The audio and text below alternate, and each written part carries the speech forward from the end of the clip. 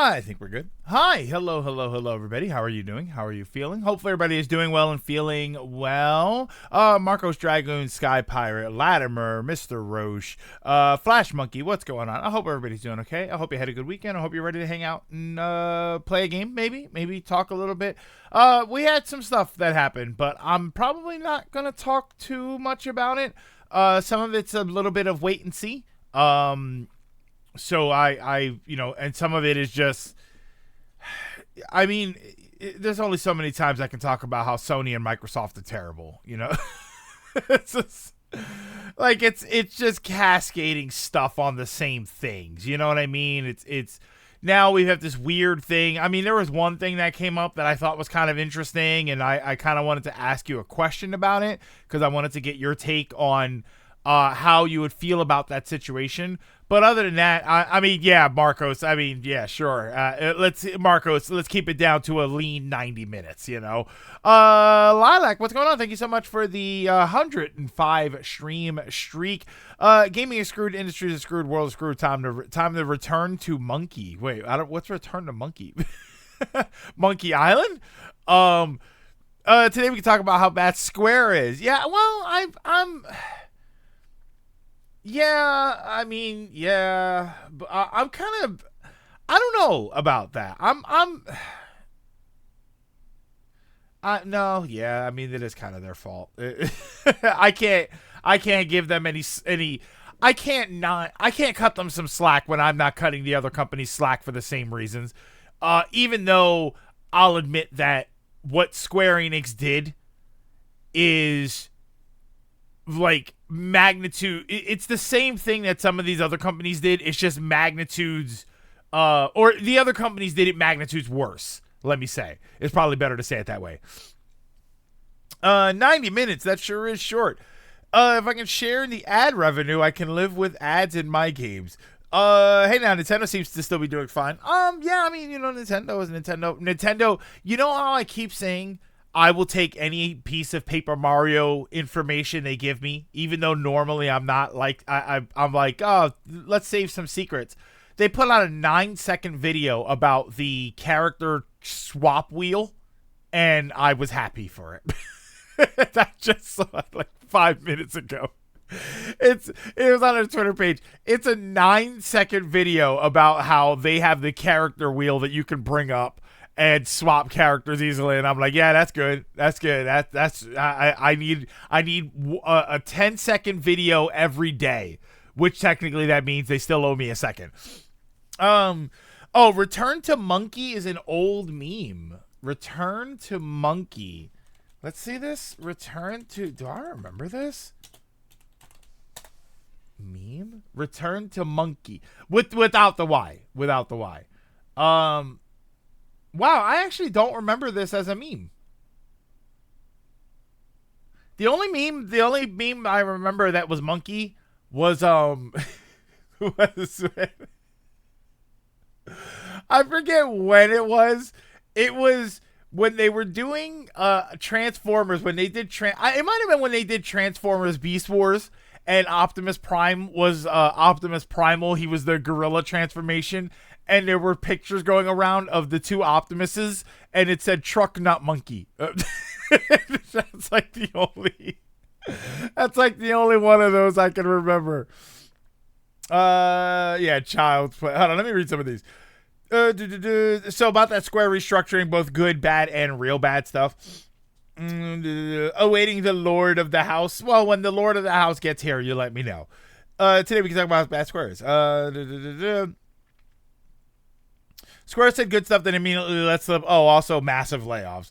The funny thing is, I didn't hear whatever good stuff they said. All I heard was massive layoffs. I literally don't know the first part of that.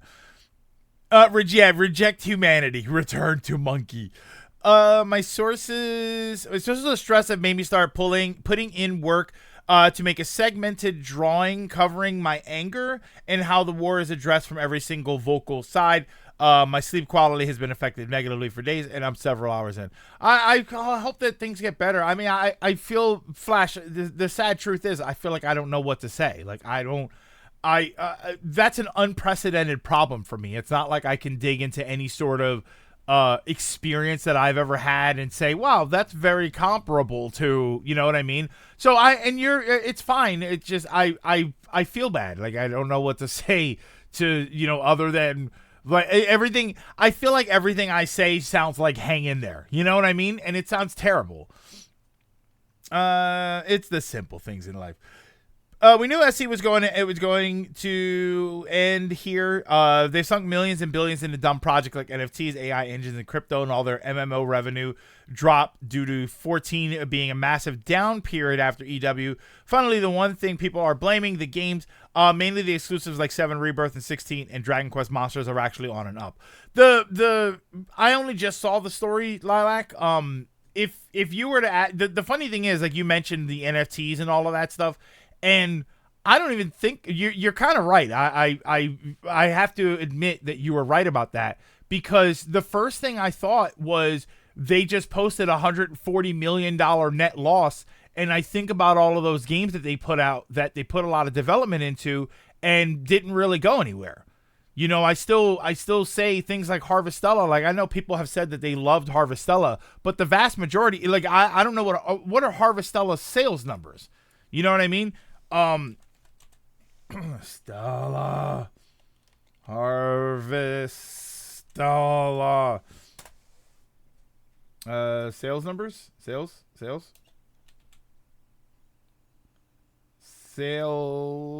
numbers. Ah, my keyboard fell. I'm not seeing. I mean, not a lot, right?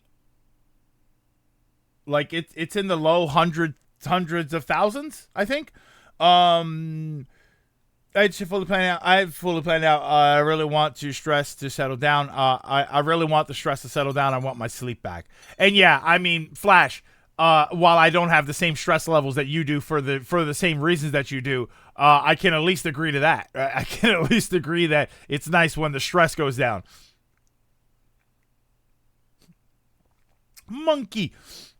That said, they're pushing hard multi-plat, which 90% of their games already been multi-plat. I mean, we're going to talk about this. Fan focus a lot more third-party development. Less massive console exclusive projects. They plan to support Nintendo platforms, plural specifically, which I commented about that on Twitter, and then somebody else commented, so I was like, okay, yeah, that kind of makes sense. But I think that that's like a future-proofing term. I get that can't always deeply relate to things. It's a thing. The catch a lot like is the handful of games cost the most would have benefited from consoles most. Those actually had an increase in revenue by nearly 22 million yen compared to last year. And they specifically listed those. Which games specifically? For 14 and 16, you mean? Yeah, I mean, that's probably the biggest piece of news that came out, right? To touch on some of the other stuff that had happened. No, because we'll talk about this first, which was the Square Enix thing. For anybody that doesn't know, by the way, we're going back and forth in the chat, and we haven't actually addressed the topic here. Square Enix is set to make an unconfirmed number of layoffs. I'm reading off of the Video Games Chronicles article. Square Enix is set to make an unconfirmed number of layoffs as part of its ongoing company restructuring. It told staff in an internal meeting on Monday, VGC understands. According to people who were in attendance, Square Enix President Takashi Kiryu said that both the company's American and European arms would be hit with layoffs, which will happen over the course of the next month, which is interesting that it's not the Japanese side. The scale of the layoffs wasn't shared, but staff were told that people working in publishing, IT, and Square Enix's collective indie games division would be predominantly affected. So that's the first thing that I want to ask for. What does that mean? What does Square Enix's collective indie games division? Are those companies that we know of by name, or is that like they published Various Day Life? Is the company who made Various Day Life, is that company one of their whatchamacalls? Is that one of their like third party sort of things?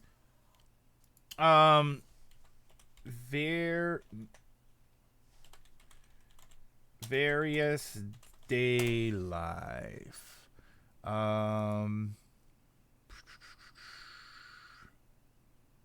Yeah, so like the developer of Various Day Life is Doki Doki Groove. Doki Doki Groove Works in conjunction with Square Enix. Other people saying how they're going to support Nintendo when next to Sony. Nintendo has been the one they worked close with. Getting Pixel Remaster first, getting Star Ocean 2R along with PS4, while PC and Xbox didn't get it.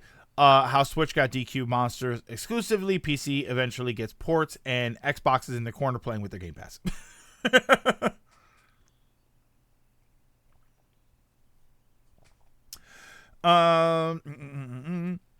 Another big games fail is to be successful enough to cover anything they needed to lift up.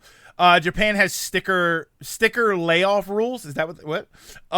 When it comes to discussing Square, come to realize the building can be literally on fire, and the delusion will come at me saying, "No, you see, the sales are just that good. They're literally on fire." DDR spin-off of Dirty Literature Club.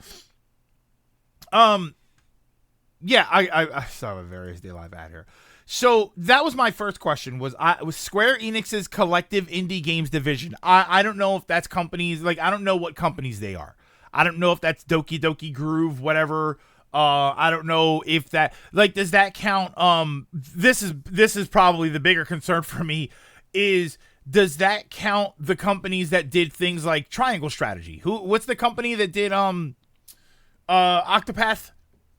That's not them, is it? Or the ones that were doing Dragon Quest 3, the 2D HD stuff. Again, this is a statement for Square Enix. This is all over. Everybody's moving too fast. Financial highlights: Square Enix digital entertainment sales were up, were ever so slightly up, mainly thanks to its HD games sub segment. Solid performances of 16. Pixel Remastered, Dragon Quest Monsters, The Dark Prince, 7 Rebirth saw HD game sales increase to 99.2 billion yen versus 78.5 billion yen. So they're making money. I mean, they're not making money. When do you plan on playing Twilight Princess for SGB? That would take a lot. I would probably Shadow. I would play that here. I wouldn't play that on SGB. My real point is, even as big ST companies made money, they, in very current industry habit, can't be profitable enough to offset everything, and it's very clear that putting those on more consoles would have helped that offset.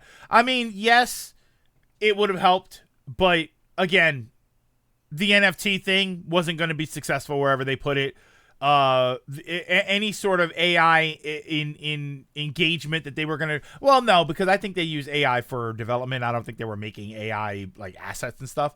Like the NFT and blockchain stuff, I don't think that was going to work anywhere. Games like Harvestella and Various Day Life, yeah, you would have had more sales. You would have had more engagement on multiple platforms, but those games just in general were not extremely well received. Again, some people really love them, but I would argue that most people just kind of glanced over them. This is I think they were victims of last year's problem, that even if they were interesting and good games, there were just so many good games last year. There were going to be 90s that you were going to miss. You know, it's one thing to have a relatively decent year, and then you play all of the 90 and above Metacritic games. I'm just using that as a sort of benchmark. You play all of the really top games, and then you play some of the 80s games, and then maybe you dip down to some of the 70s, maybe even a couple of 60s just to see. You might be curious about something. But there were just so many 90s last year that if you played only games that were rated 90 and higher, you were still going to miss some of them. So I don't know that those games would have ever covered their cost, even on multi-platform. Xbox, look, we say multi-platform, but can we be honest here? It's does Xbox really, depending on, like, based on the fan base, based on the user base for Xbox, would they really account? Like, do you think Xbox gamers would have really engaged in Harvestella? I don't know. I mean, maybe, I think, but it doesn't feel that way. I don't feel like I ever hear.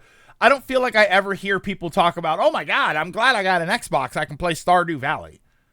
Minecraft, right? Minecraft. Okay, I'm glad I got an Xbox. I can play Minecraft. But other than that, I feel like those games aren't going to be really engaging. So this whole thing going forward, like, hello, Ryan. This whole thing going forward, like they're going to do multi-platform and stuff, that's going to work for some games and not for others. That's, Final Fantasy 16 being multi-platform day one would have probably helped. But Harvestella, I just don't see it. I don't see a massive sales spike for various day life. And I know I keep bringing those two up specifically. Those are the ones that I'm kind of thinking of. But there's other games. I mean, for as relatively well received as Live Alive was, it seems like it was well received by the people who like those kinds of games, and the people who don't like those kinds of games didn't even buy them. DioField Chronicle, I thought was really good, and I think that if you like those kinds of games, you might actually enjoy it. But it came. I didn't hear anybody talk about it leading up, and then once it came out, I immediately didn't hear anything about it. Valkyrie Elysium. I mean, that game kind of got beaten up.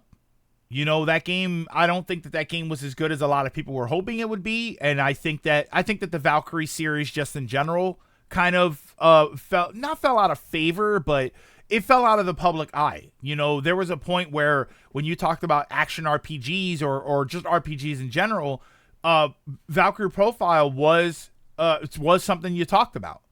And this is very early because it's not like there were a ton of those games.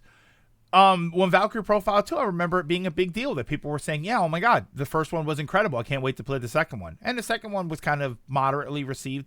But then there was a DS game and nobody talked about the DS game. That was a shift to strategy. So then Valkyrie Elysium, it was like, man, this is an opportunity for the franchise to return to form, and nothing.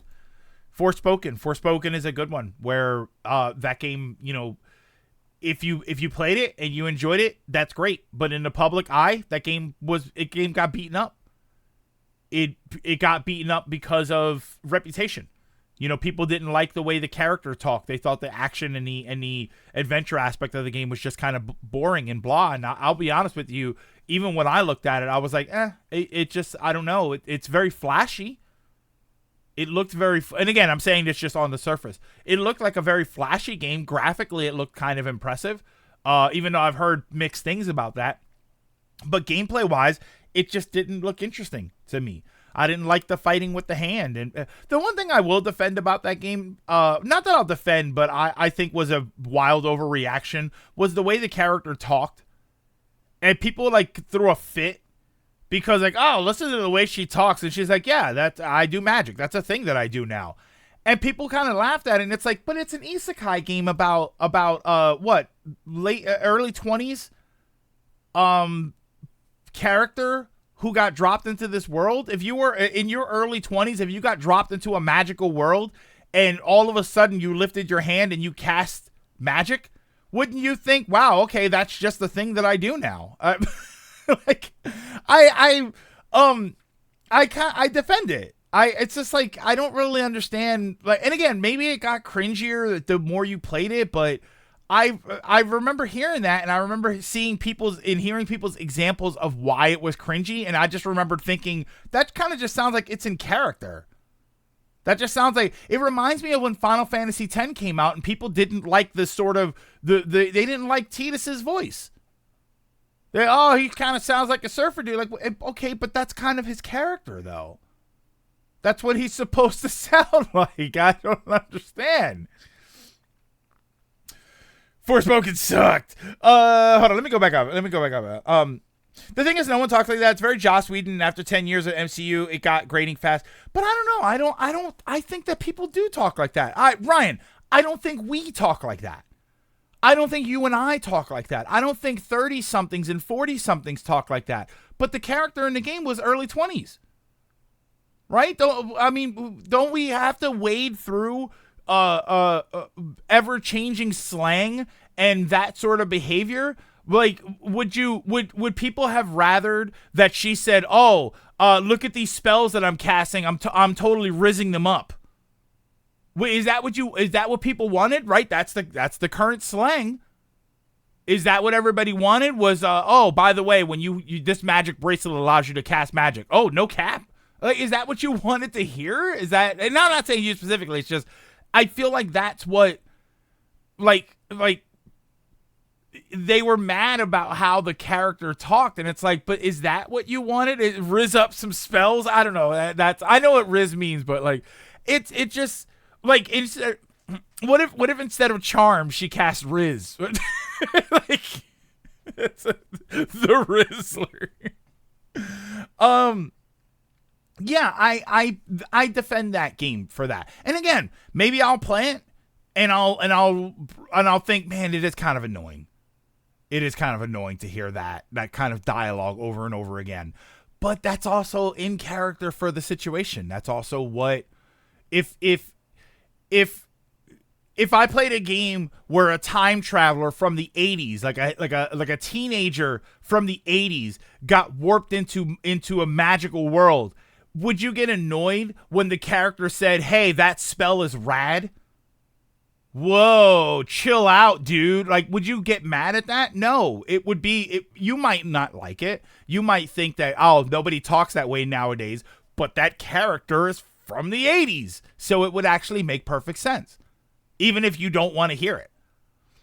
Yeah, I always defended that aspect of it. I think another issue is that she talked like that. It didn't matter. But yeah, it didn't match the tone of the rest of the game, but it was an isekai game, wasn't it? Wasn't that the whole point of that game, was that she kind of got warped out? You know, it's not like Final Fantasy 16 and then all of a sudden there's a random rap song. Squall had no riz. Most hated because they were told to by internet and random clips. And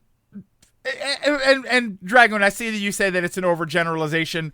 It's an overgeneralization, but it's not entirely wrong. Also, there are some people who this is something that has been going on for a long time, though, and that I'm not going to say that it's exclusive to that. How many people dump on Simon's Quest and Zelda 2 and a bunch of other games because they remember AVGN videos from 10 years ago and they never actually played the game. They avoided the game because they watched AVGN and said this game looks terrible, and then they never actually tried it for themselves. And now look at what happens. You've got this resurgence of some of these games where people have realized, oh, they're actually pretty decent games, they're just flawed. You know, they've either got flaws related to the time, like Simon's Quest, very flawed.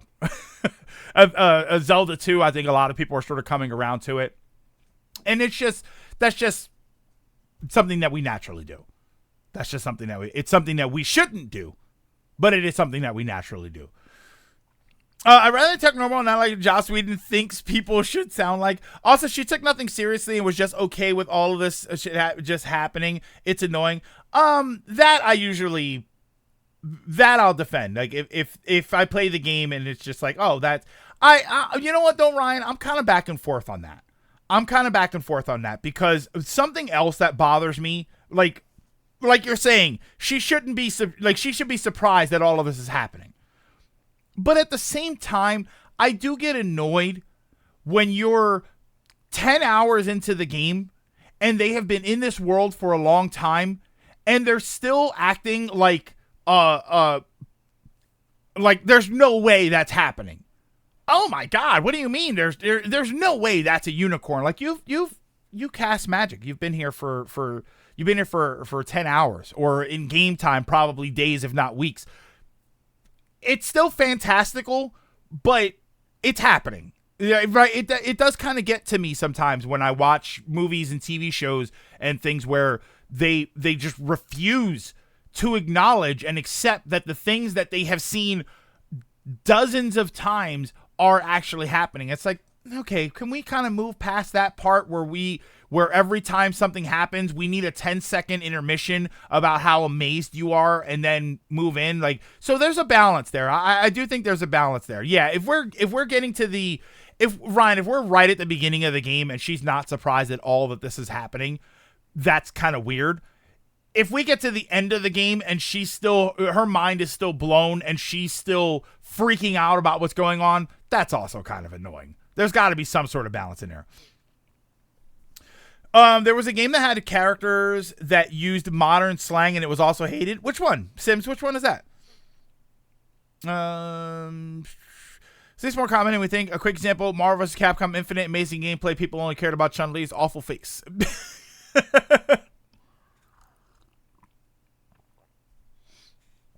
But if we always go with that, which is auto-dismissing everything because, well, everyone was told not, so they did. It's a very unhelpful answer that doesn't even try to figure out why it's an issue. But again, Dragoon, you have to balance it out because you can't also dismiss that all the time. You're right. You can't accept that all the time, but you can't dismiss that all the time either. There are situations where that does happen. And we've seen that. And we've seen that multiple times for multiple games and franchises where once all of that voice dies down, once that voice that's telling people to hate this game or this show dies down, you start to get people who say, "Oh, this was actually pretty good. I always heard it was bad, and now I'm playing it or I'm seeing it, and I thought it was actually pretty good." It's a balance. You have to be somewhere in the middle. You can't automatically dismiss everything as that, but you can't automatically assume that that's never the case. Yeah. To be fair, yeah, Simon's Quest was a problem. Sure, it's better when you already know what to do, but that's not most people. I got one for you, Ryan. Mega Man has a Mega Man on the NES particularly has a very notorious reputation for being unbelievably unfair games, and some of them are, particularly Mega Man 1, but as you get further into the franchise, they are, I would argue that those games aren't any more or less difficult than a lot of other games that come out nowadays. But they have a reputation for being overly difficult. And some of them I kind of was like, oh, that's a little tough. And some of them I was like, I've never really, like Mega Man 2, for instance, there's probably a couple of things. There's a couple of very specific points in Mega Man 2 that I thought were a little bit unfair or a little bit extra challenging, but I was also a child when I played them. So a lot of that comes down to, you got people that are telling you, I mean, there's a term called NES hard. So there are people that hear some of these things and they just automatically assume that that's always the case. But yeah, Simon's Quest had a lot of problems. More and more people started actually playing Forspoken and generally have the same reaction of, oh, this is actually pretty fun and not as bad as it looked. I think people do it, but even then we make a point to say it's not well, I don't know if it's the majority or the minority. It's just not all or nothing. I can't say majority or minority because I don't know. I don't think those are numbers that you could ever know. But I think we can, with 100% certainty, say it's not all or nothing. It's not everyone or no one. Game time is screwy. 10 hours of game time can be 2 hours in universe, 2 days, 2 weeks, 2 months. I mean, you have games that, I mean, when you look at any role-playing game, any RPG, any game where you stay at an inn to heal yourself, that's technically a day that passes. It's not like you beat Final Fantasy IV and it's been 20 hours, right? If you beat Final Fantasy IV and if you beat Chrono Trigger in 20 hours, it's not like they've existed for 20 hours of time. They travel around, they warp around, they stay at an inn and it keeps them overnight. You know what I mean? So it's kind of, that's why I say that if you were to look at it from inside the game world, you play a game for 10 hours and that character's probably been there for weeks. Can't remember the name of the game. Okay. Mega Man and Base enters the chat. Mega Man is you get better after you play them over and over again. Yeah. Hey, Aram. I'm more trouble with Mega Man 2 than with 1. Really? I always had trouble. I always had more trouble with 1 than with 2. Here's a breakdown of the ups and downs. Okay, so the Square Enix thing. So this is Square Enix financial results. I think this is from the other day, right? Net sales up 3.8%. Operating income down. Wait, I'm confused here. See, this is where my tiny brain comes into it. Operating income down negative 26.6%. So that's a good thing, right? They're operating at 26% less than usual. Isn't that a good thing? Net sales up net sales up 1% due to 16 Rebirth, Pixel Remaster, and Dragon Quest III Monsters, which is probably. Oh wait, but operating income down 38.3% due higher development and opera. See, yeah, like if you say operating income is negative 26%, I'm like, isn't that a good thing? You're spending less to operate. MMO sub segment down year over year. Games and smart devices PC browser sub segment down due to weak performances from existing titles. Publication net sales 6.6%. Amusement net sales 9.2%, and merchandising net sales plus 20.8%, which probably just means they sold 2 of those $12,000 statues. So the merchandising effect. Oh, income. Operating income. I thought it was operating costs. Okay, yeah, that's my problem. Okay, yeah, 38.3% is higher development costs. Yeah, which is they're going to attribute that to developing a bunch of games that didn't really. And you know what else I kind of wonder? Isn't the yen like super weak right now? Does that have any effect? Does that have any effect on the fact that because the yen is so weak, it's probably like, is it costing them more yen to do things? So I wonder if that's, I don't know enough about business to, and like international currency exchange to know if that means anything. But I was watching a thing the other day and I was like, the yen, isn't like 156 yen to $1 right now, which is bad. It used to be, didn't it used to be like 120 yen? The yen used to be pretty close. Is the yen approaching? All right, I'm going to give you a, hold on. Yeah, you get that.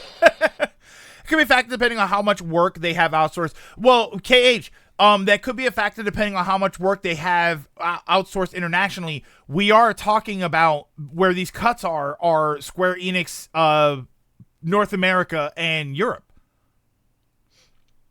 It skyrocketed in the last few years, which is really bad. As I mentioned, these games are great, but only went up 1%. That's not a good result. Yeah, it's not. It's not a good result.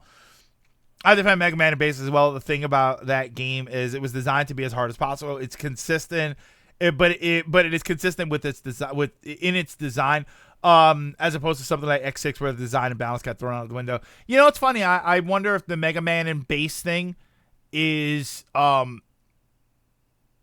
that game never came out over here. Originally, that game didn't come out over here. I wonder if that's like a case of Mario Lost Levels, where maybe, I don't know if it was like poorly received or whatever, but maybe they realized like, yeah, people aren't gonna like that in the US if we release that over there. If that was the case, you'd be hearing it from more companies than just the one that's always mumbling we wanted more. This is the last 5 years. Oh, is this the yen? Oh my god.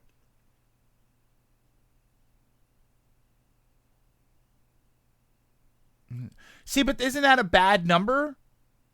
Like, that's a lot. Like, isn't that a bad thing that the yen is going up against the dollar? Like, isn't more yen to the dollar not good?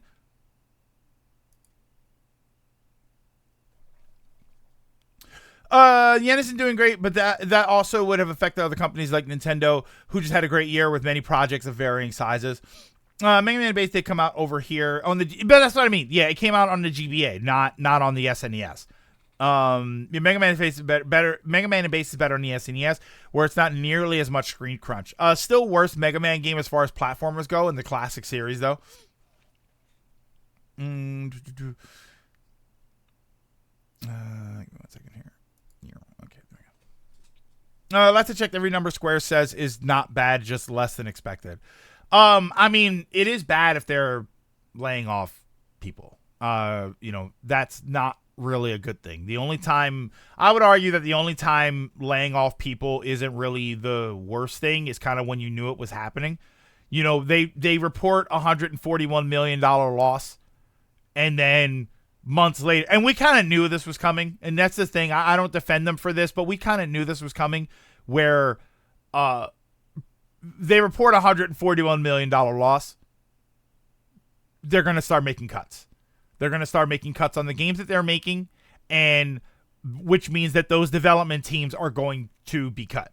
But it's interesting that some of this is in publishing, IT, and the collective indie games division, which again, I don't have a list of what companies those are and what games they're responsible for.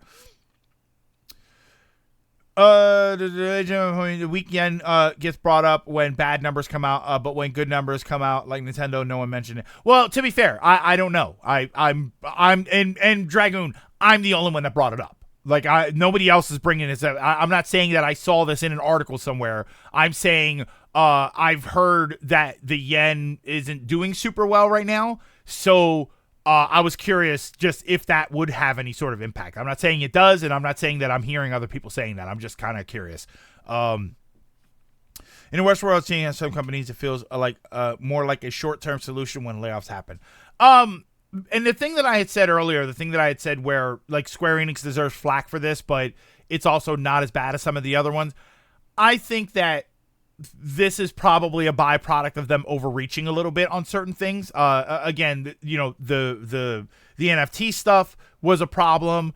Everybody kind of admits that they had a few more games coming out than they probably should have. I'm a little surprised that like games like 16 and you know, 14 being down kind of makes sense, right? You're at the end of you're at the long end of an expansion and right before another one. So it kind of makes sense that people are just going to drop off of the game for a little while. They're probably not permanently gone. They're gone for now. You know, and then they'll come back when Dawn Trail comes out. So it's not too much of a surprise. But it is, you know, it is something that you kind of wish they would have anticipated, you know, overreaching and doing hiring in order to do all of these things. I think a lot of people could have told you that Foam Stars was a relatively big flop. Yeah, I would say that it is. I would say that. Again, it's always difficult with stuff like Foam Stars because the people who like it probably really love it, but it's not doing numbers, right? My understanding is that game isn't doing the numbers that they would have hoped it was going to do. You know, which everybody hopes, right? Everybody comes out with a live service game and they all hope that it's going to be the next Fortnite. They want it to be gigantic. And even if it's not gigantic, that's the thing about these live service games is that even if they're not even if they're not Fortnites, they don't typically have to be incredibly profitable. But sometimes they fail harder than others. And I feel like Foam Stars probably did that. Not to mention, you did have a lot of advertising. You did have a decent amount of advertising. I don't know if I can say a lot, but you had a decent amount of advertising for there. And notice, publishing and IT and stuff, this is where some of the cuts are being made. I'm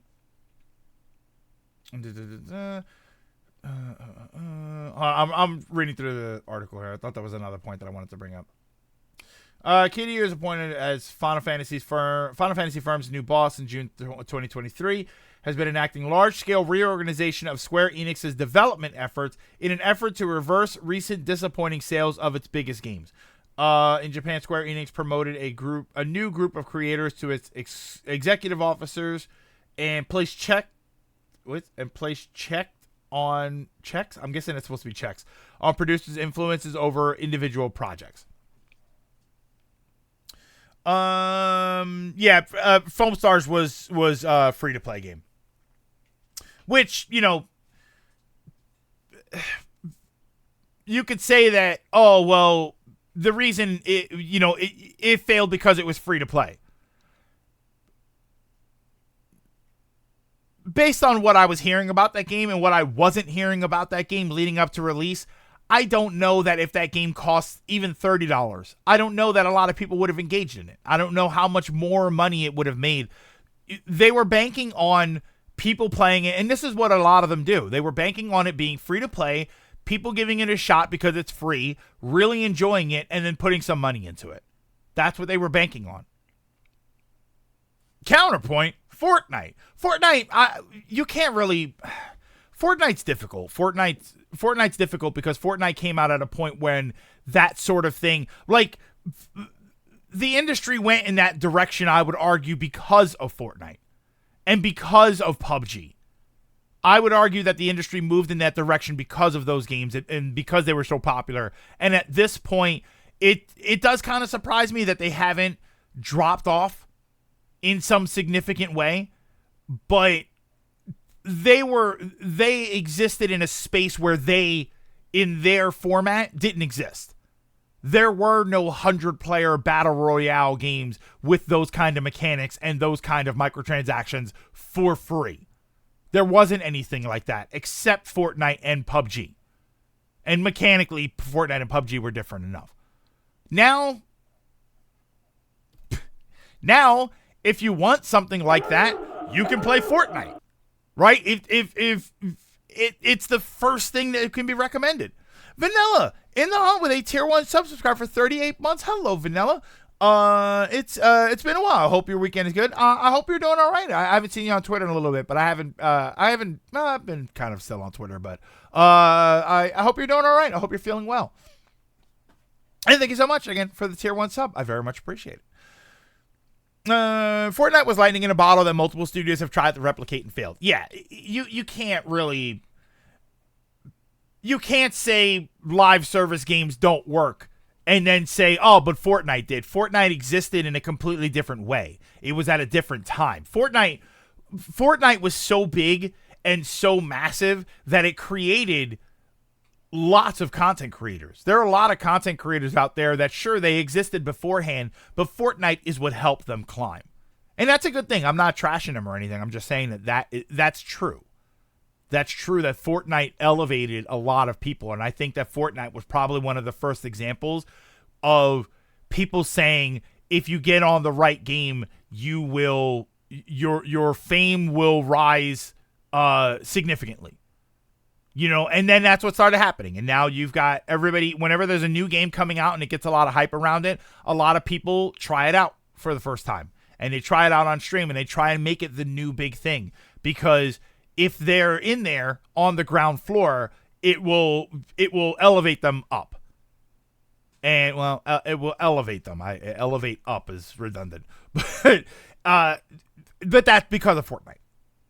Games like Fortnite. There were games before, right? There were games before Fortnite that sort of helped people grow, but not to that extent.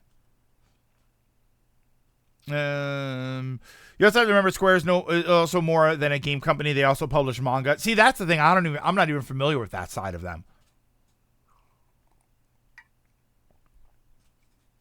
Yeah, so when they say they're cutting from the publishing department, I don't know what that means. I assumed video games. Industry followed Fortnite as a reaction when most companies are basically facing the consequences of doubling down on a live service model as opposed to having that as an option. I'd argue the PS Plus thing is what brought people in to begin with.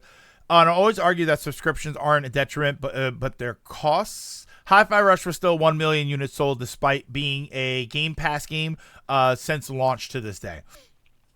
Circle back when we hear those exclusive games were the successful ones, not the third-party ones. 1% rise is not a success. It's the thing is, Dragoon, 1% is not bad, but I think that also takes into account the loss. Like, let's say they didn't put money into some of these other developments and NFTs, and let's say they didn't put money into the games and the enterprises that didn't make the money. How much profit would they have made then? You know, if you're saying a 1% profit, that's not just on those games, right? Is that on those games? Is that on return of those games based on their development costs, or is that overall? Yeah, net sales up 1% due to Final Fantasy 16, 7 Rebirth, Pixel Remaster, and Dragon Quest Monsters 3. So let's say you don't calculate some of those losses. Some of those money losers. Then how much is the money? You know, so I'm kind of curious about that. I'm curious to know what it would like. What are the individual numbers based on development costs? I'm curious to know what the individual numbers are for each game that they've made. Was that Fruit Puzzle game also free? If it was, it'd be my other example. No, Kia, Suika game. You're talking about Suika game. No, Suika game was $5. It was $5. Yeah, Fortnite didn't have to fight with anyone really, other than PUBG. But it was also at the same time that it was a battle royale. It was kind of different from PUBG. It was very different from PUBG. A lot of Square admitting to many of these issues we've all been pointing out, but that have been ignoring, brushed aside, and hating Square or the game for. I wouldn't say that we've been ignoring them. I would just say that there was nothing we can do about them. You know, when Square seemed like they were diving into NFTs, I think everybody called them out. Everybody said, no, that's not a good idea.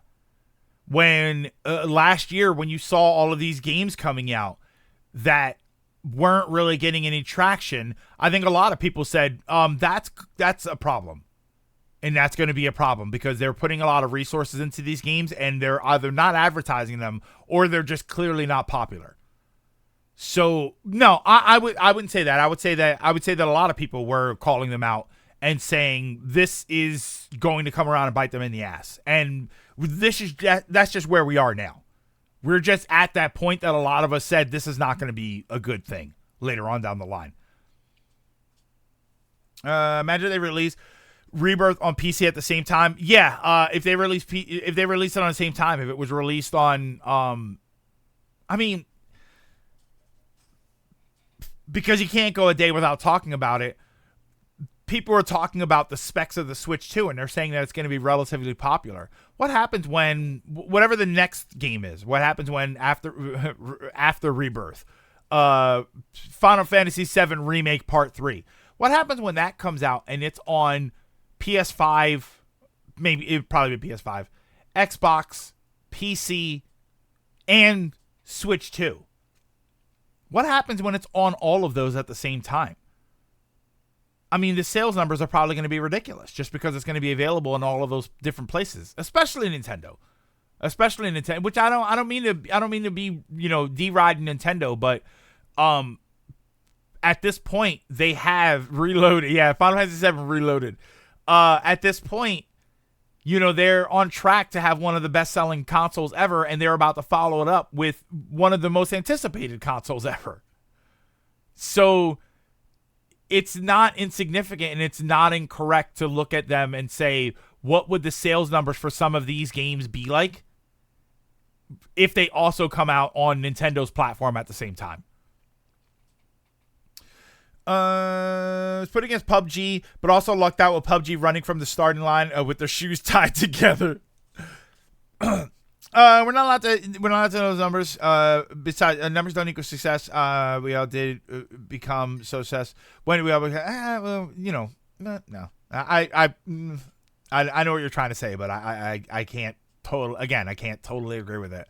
SE are known for hating mods. They even stick coding in some of the games to prevent mods. I feel like every year Square learns that lesson and they keep wondering where all the money went. More of my last point is that a lot of us pointed out, you get told you're just hating, don't ruin others' fun. It's wrong. Everyone's in the industry does this anyway. Looking at the data shows third party that supported Nintendo releases, even with downgraded ports, sold super well. Listen, as a Nintendo D-Rider, I think Nintendo would only increase sales for Final Fantasy VII. What ends up happening is something similar to what happened with Crisis Core. The next exclusivity race will be for advertisement. Yes, it was multi-platform, but only one of the main three was talking about it in the events. I at least don't remember being on the directs. I mean, that happened with Octopath, right?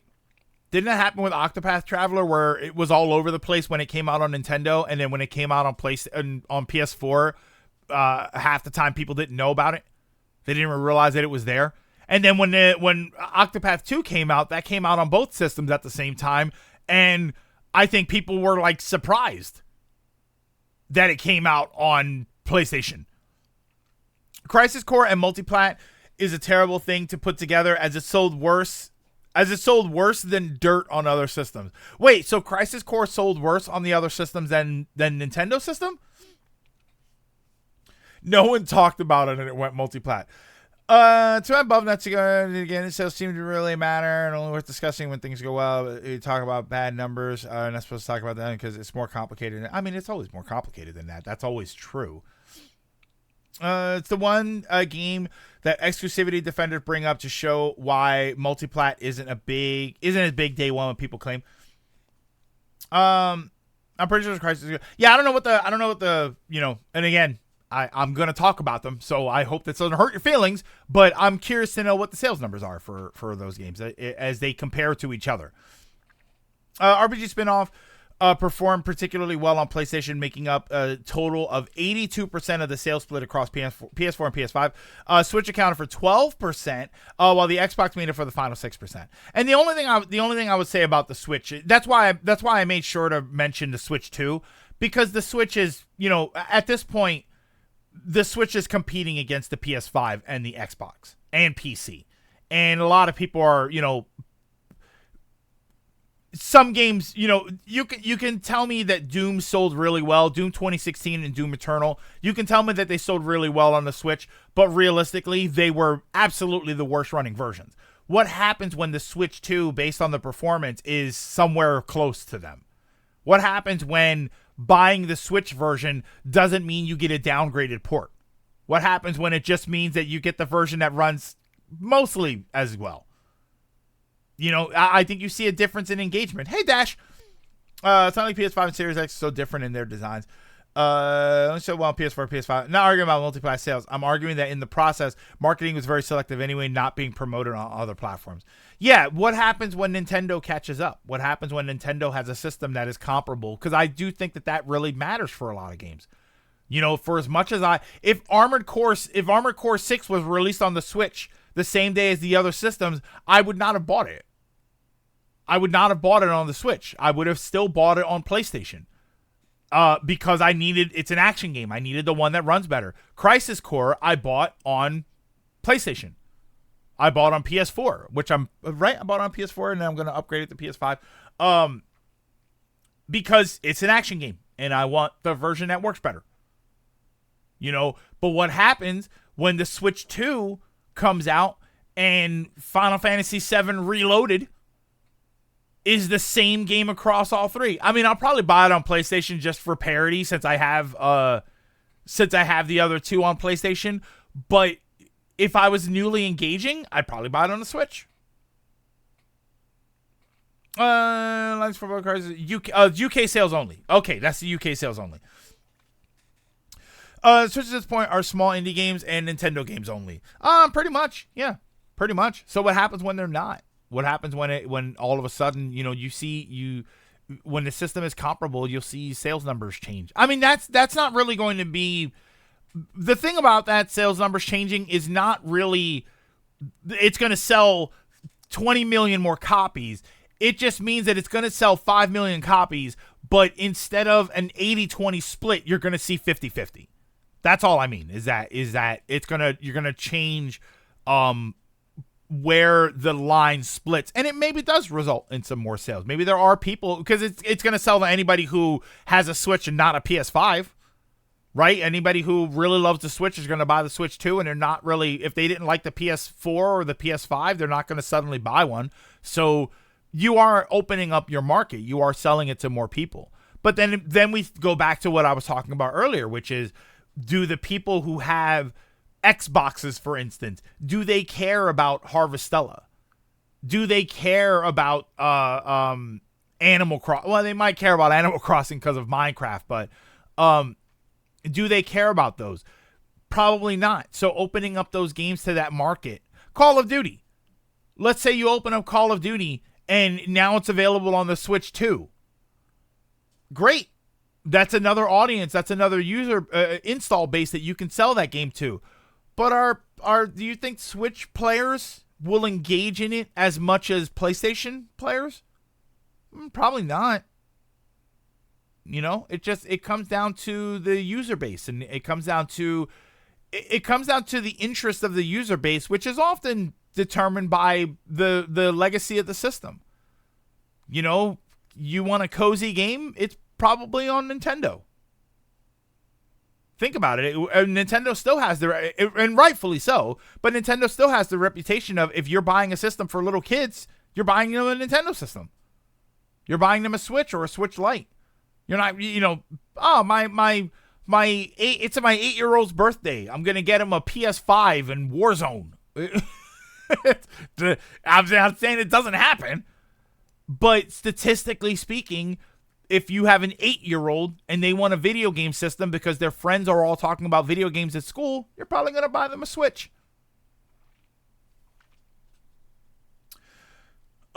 It's still weird that 7 is still PlayStation exclusive, considering the last couple of mainline games, excluding Final Fantasy 16, have been multi-plat. Yeah, but they haven't been their big giant releases, right? 14 has only finally gone to Xbox. I still say 14. If 14 is on the Switch too, I think it's going to be insane. I think there's going to be a ton of people that are like, "Oh my god, that's the platform I want it on."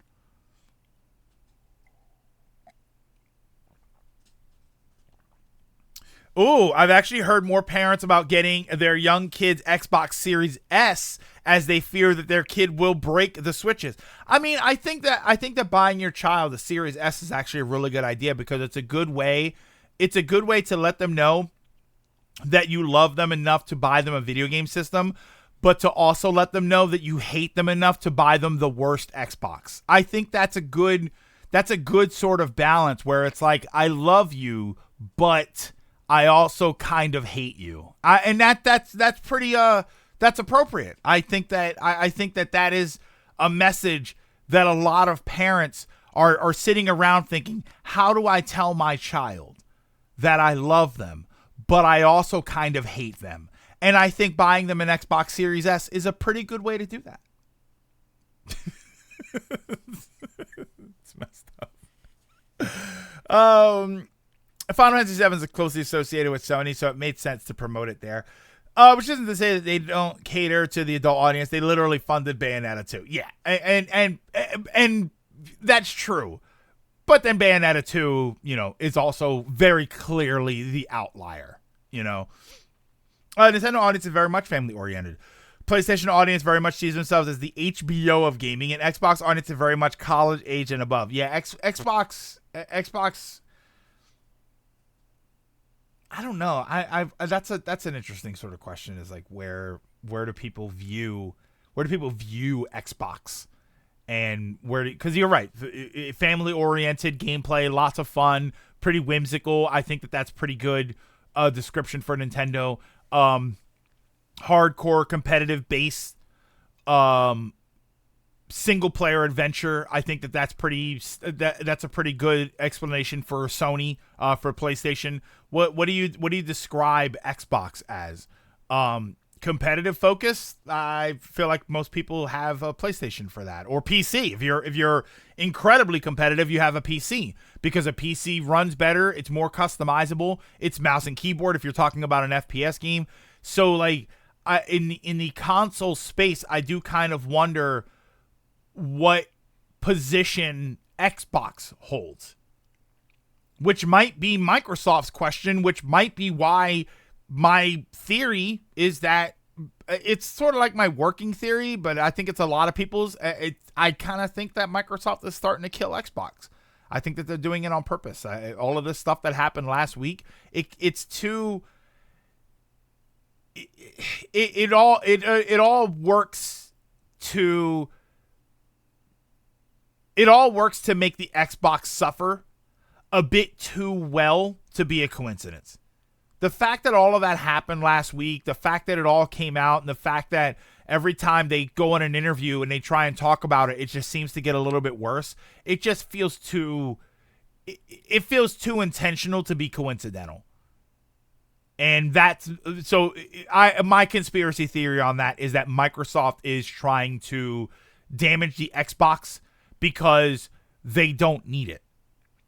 Because Microsoft doesn't need Xbox anymore. Xbox doesn't really, like we said, I'm having trouble figuring out what position Xbox holds in the console market, and outside of the console market, they can do anything that they're already doing. They can do it on PC. So I'm trying to figure out where it is that, and this is something that I had said before. The next Xbox would probably be digital only. assuming there's even a next Xbox. I do question whether or not the Series X and S is the last system. I legitimately do question that. The next Xbox would be shaped like a coffin. I like to think it's on purpose, but that's giving it too much credit. Xbox has been making blunders since the OG. And Lilac, Xbox has been making blunders since the OG Xbox. Yes. Which is why I think that these bad decisions, these decisions that are crippling Xbox right now, I think they're coming from Microsoft. I think they're coming from the higher ups that are, because Xbox was always considered a separate division. And I think that these decisions that are damaging the Xbox brand, I don't think they're coming from inside of Xbox. I think they're coming from Microsoft. And I think that Microsoft's leadership are the ones that are saying everything that has been cultivated through Xbox, we now don't need that brand to do. We have a digital storefront where we can sell games to players on PC. We have development teams that can operate outside of the Xbox brand, and they can release those games on our PC storefront and Sony and Nintendo's platforms. And if they do that, they will cut all of the loss that Xbox generates and help maintain a lot of that profit. And I think it would be a net profit for them in order to do that. It sucks. It sucks because a lot of people are going to end up losing their jobs over that. But I do see that happening. You know, you ask why people have been, and the funny thing is, people have been asking for a long time, why is Microsoft buying and why is Xbox buying all of these developers? Why did they buy all of these developers? They farmed IP. They bought these developers and then they shut some of them down. They're not doing anything with the IP. That could actually all play into that. If they bought all of these development studios and these development houses and teams, that means that they would have the resources to develop games outside of the Xbox brand and under the Microsoft brand. I think it's entirely possible that they do that. I like I say, I say it's a conspiracy theory just because I don't have any real hard evidence, but there's a lot of anecdotal evidence, or circumstantial evidence. Circumstantial is probably the right word, where you could say, yeah, it kind of, I feel like at some point we're going to find out that Xbox is being shuttered and they're going to retire the brand completely.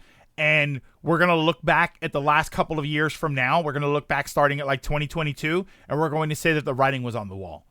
We're going to see that those things that were happening and we didn't know why they were happening, I think it was in preparation for that. I think they're playing the long game on this. I think they are playing the long game, and I think that they are lining themselves up to have video game development without Xbox. I think that could be what they're doing. Let me go back up here. Their identity in the OG and 36P era, put them as rebels and disruptor. They introduced so many things back then that are standard now, but these days, the Xbox divisions feel so confused. They don't know what their place is in the industry anymore, and I think most people don't. I think consumers would be the first ones to tell you that they don't know where the Xbox fits. It's hard to really know, for me anyway. If anybody knows, if you know of something where the Xbox console, where the brand is required without Microsoft, tell me, because I can't think of anything.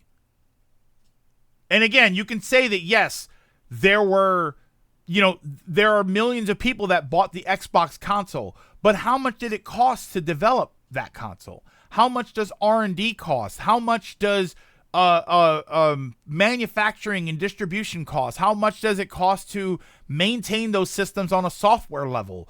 How much does it cost to have to maintain those systems on the hardware level? If those systems break, you're supposed to be able to send it to Microsoft. Like, there's so much that goes into having a video game console that not having a video game console, particularly the Xbox, would probably save them money. I was going to say company hate is dumb, but the company I love is just being hated and misunderstood. Yeah. I think microwave software, what's that? Also realize the audience is thinking, why would I buy an Xbox if I could just play its library on PC?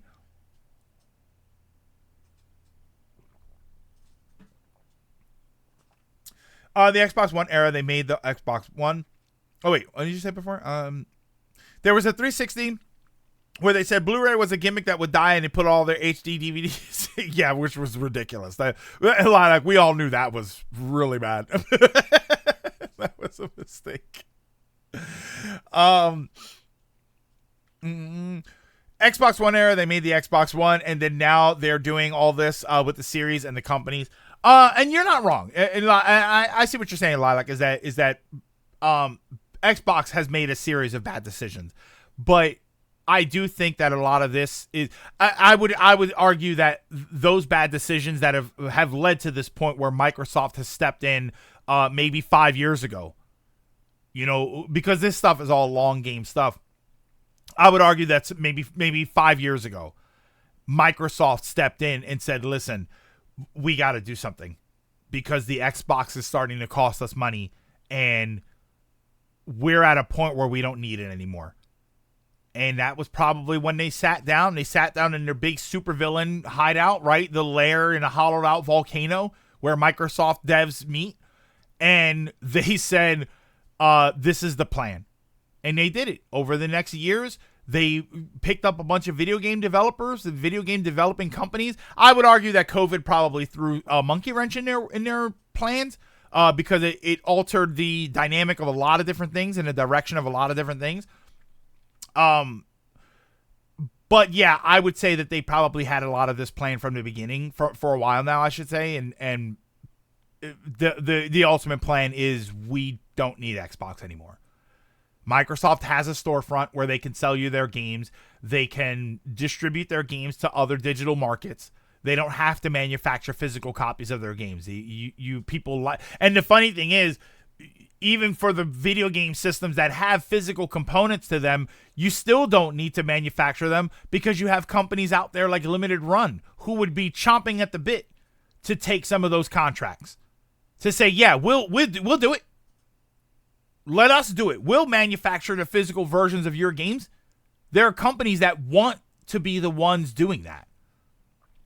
It all works in their favor if they do this, because their console, hey Trails, their console just doesn't have a place anymore. It doesn't. And again, this is all my opinion, but their console doesn't really have a place anymore. It doesn't do anything that you need, that it needs to exist. Everything that it does is either Sony does it. Sony does it or the PC does it. That's it. They don't need to exist anymore. Meanwhile, at the Legion of Doom, Microsoft's headquarters, Xbox underwater volcano lair is being shut down while Sony and Nintendo's underwater lava lairs are playing cards with each other. Just a few years ago, there were one I could consider to be a risky one, because they were the ones actually bringing games and ideas that others were rejecting. When Xbox put the bet on Phantasy Star Online 2, when nobody else wanted to, and essentially bring modding your consoles officially, and all their pro-consumer campaigns were going well, then Microsoft started to ask for money, and things went south. How much backlash we got for shutting down a few studios? Imagine the backlash they'll get if they shut down everything. They will. And Sims. Here's the thing, Sims. We kind of talked about this the other day with some of the Helldiver stuff. I don't think they care about backlash.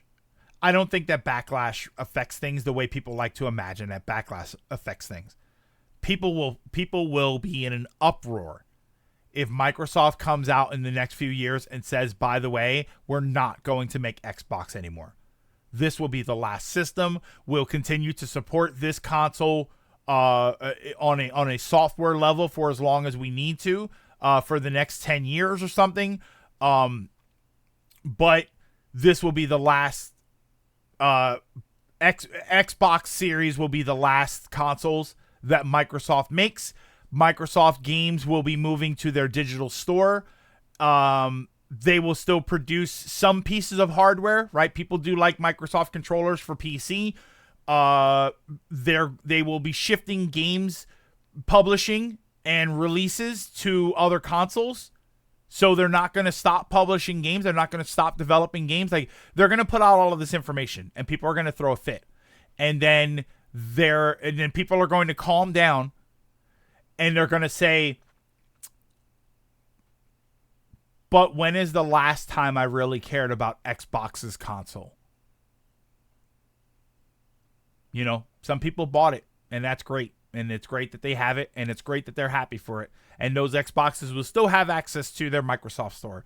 But the vast majority of people aren't going to miss it because they weren't engaging in it in the first place. And the games are still going to be available on other systems.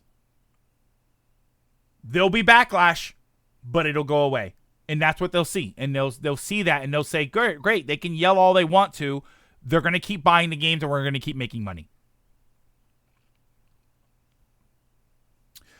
News rumor: Xbox closing down Retro Studios next. Oh boy, did I ever play Balan? No, I can't play Balan. All of my controllers have more than one button on them. No, Game Pass efforts are not looking so great. These are a few games Xbox passed on because they didn't think they would be successful. GTA 3, Genshin, Spider-Man, Resident Evil 4, Baldur's Gate 3, Demon's Souls.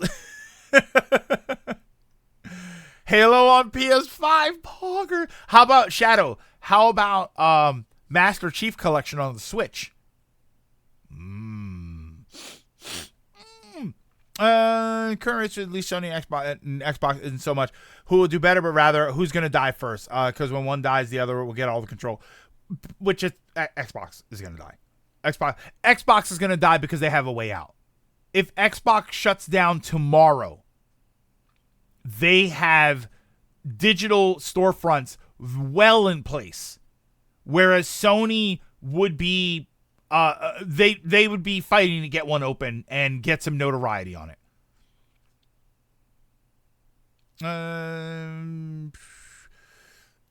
That's not to discount Microsoft's involvement in this. A lot of these issues are coming out to be the Xbox team's leadership making bad choices with Game Pass buying companies and expecting Microsoft to foot the bill. And now Microsoft is starting to feel that pull in their overall wallet. So they are the ones. That's why it makes sense. It makes sense that Microsoft now that Microsoft is being tasked with picking up Xbox's slack, Microsoft is saying, I don't want to do it. It's like being at a job and having a coworker that you see that doesn't do any work, and you look at them and you think, man, they're so lazy. They don't do any work, but I do my work and that's it. And then all of a sudden their work becomes your work. Your boss comes up and said, listen, this stuff isn't getting done, so I need you to do it. Now all of a sudden you care.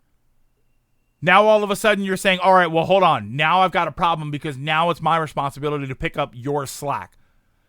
That's probably what was going on here. Microsoft is now having to pick up the slack for Xbox's mistakes, considering also a $70 billion mistake. And they're like, nope, okay, now we got a problem. The problem was always there. It's just COVID and $70 billion kind of screwed that up and made it much worse. Rare you're talking about. So it's easy to be like, it's Microsoft's fault when Microsoft is... but that's what I'm saying. I don't think it's Microsoft's fault. I think it's Xbox's fault. I think Xbox is the ones that created this situation, and Microsoft is the one stepping in saying, no, you got to go. And we'll do what it takes to get you out of here. I think so. Okay. See, we kept it down to like a lean 90 minutes. I thought there was another topic. Oh, there was one other topic that I had wanted to bring up. I won't really bring it up now. I'll bring it up, but I'll bring it up really quick as I get the game ready. Fire Emblem Engage is $20. How about that? This thing about Helldivers. No, not Helldivers.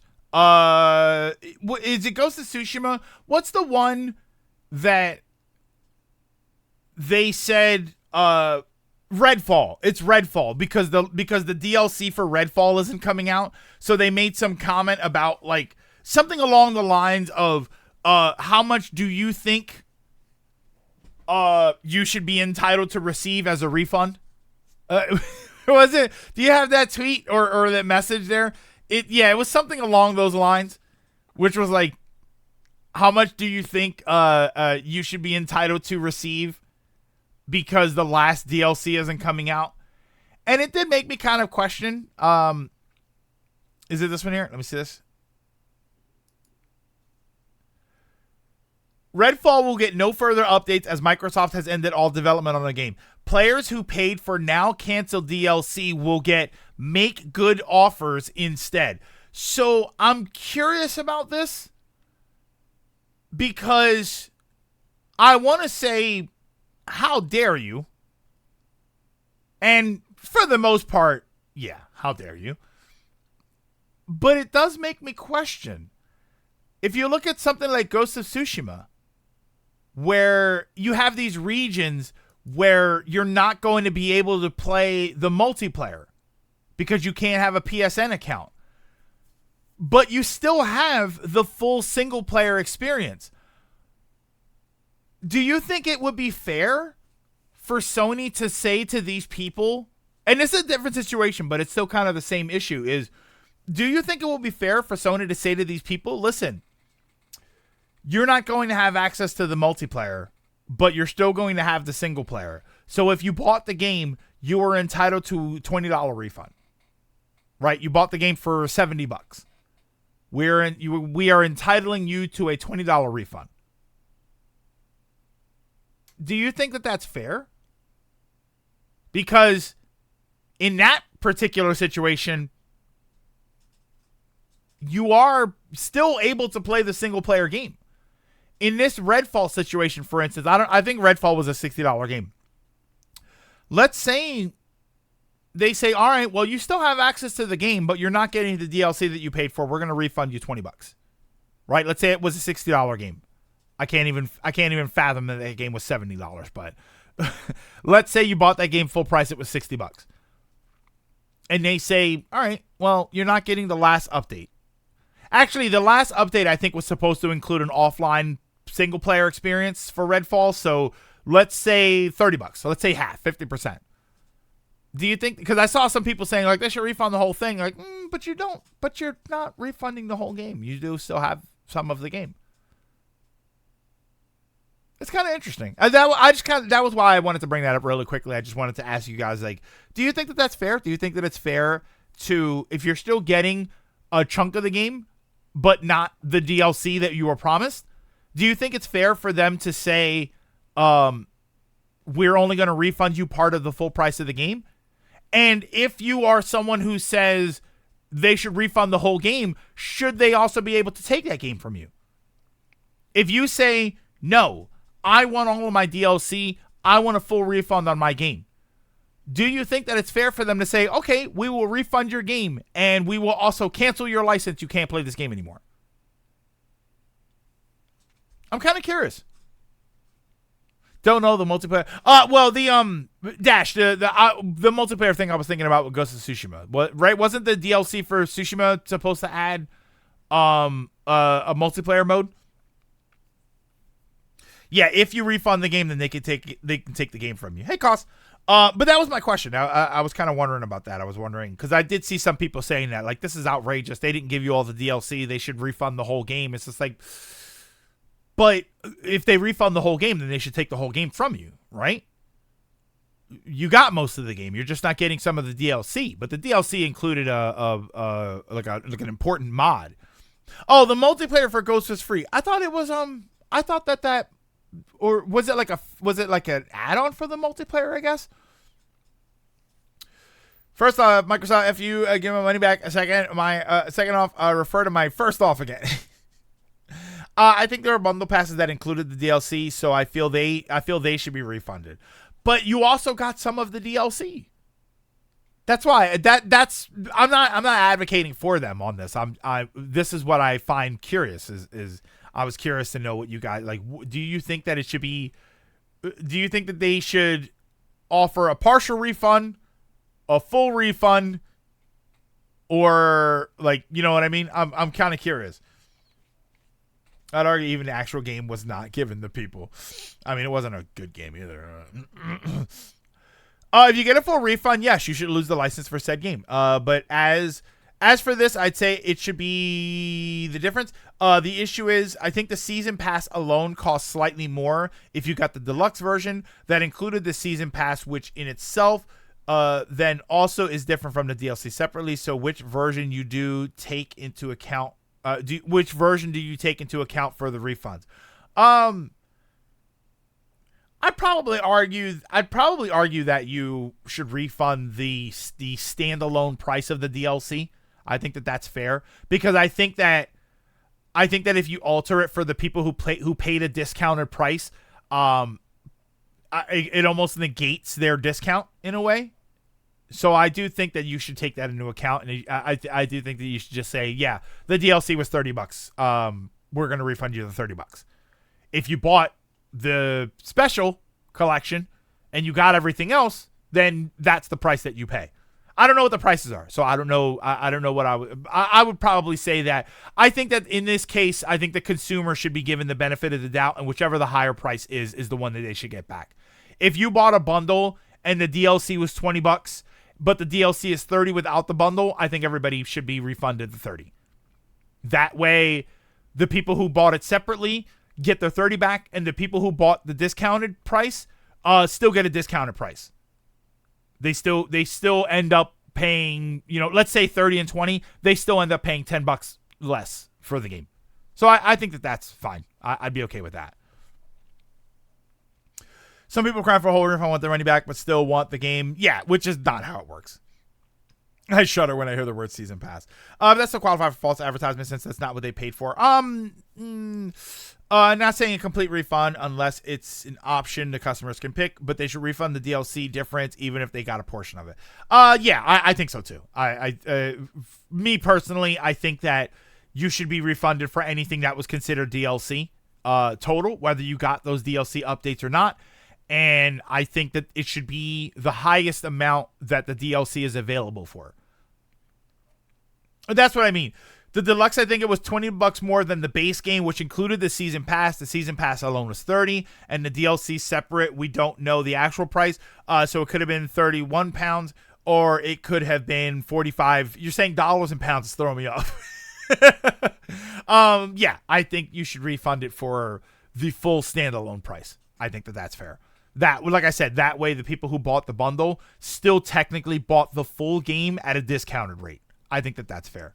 I was just kind of curious. Because it's a fascinating. I think that it has just read dollar reduce. The honest answer to this rising issue is selling your games in parts when they can get shut down at any point. Yeah.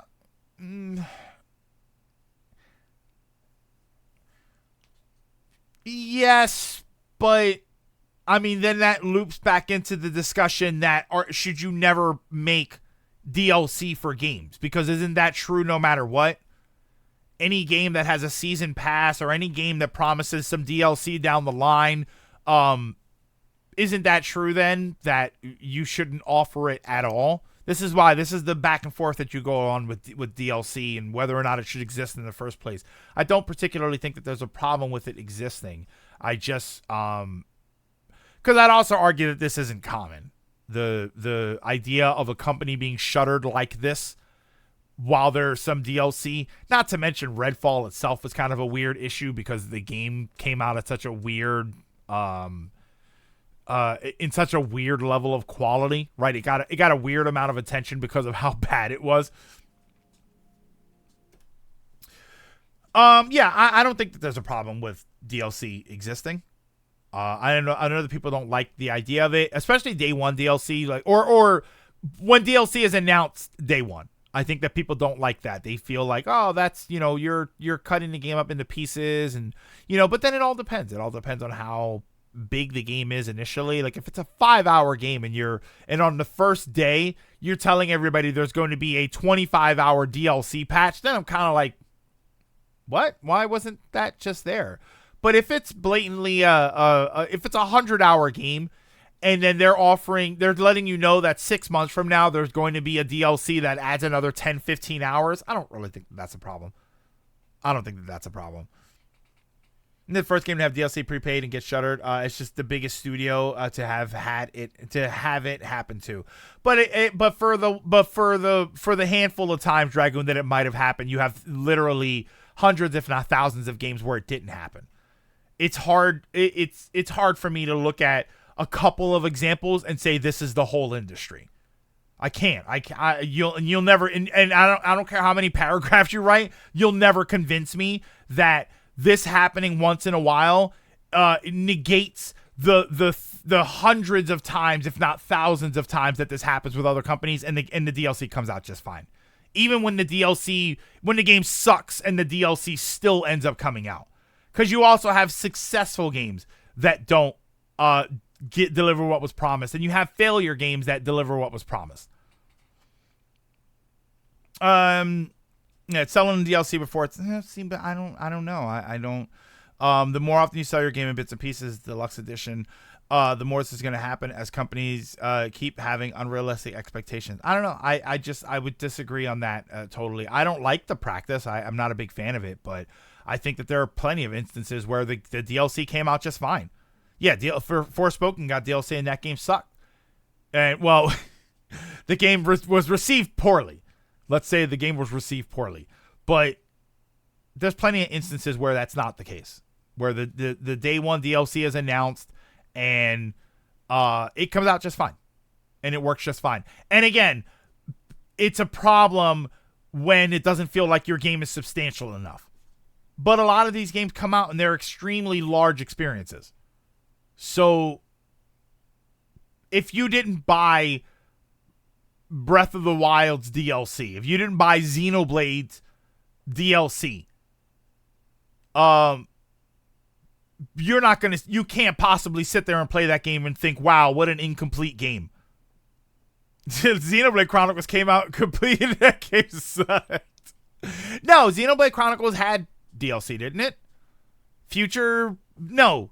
What was the first DLC for Xenoblade Chronicles? Wasn't it Future Perfect? Was it Future Perfect? I keep thinking it's Future Perfect, but isn't that a Time Splitters game?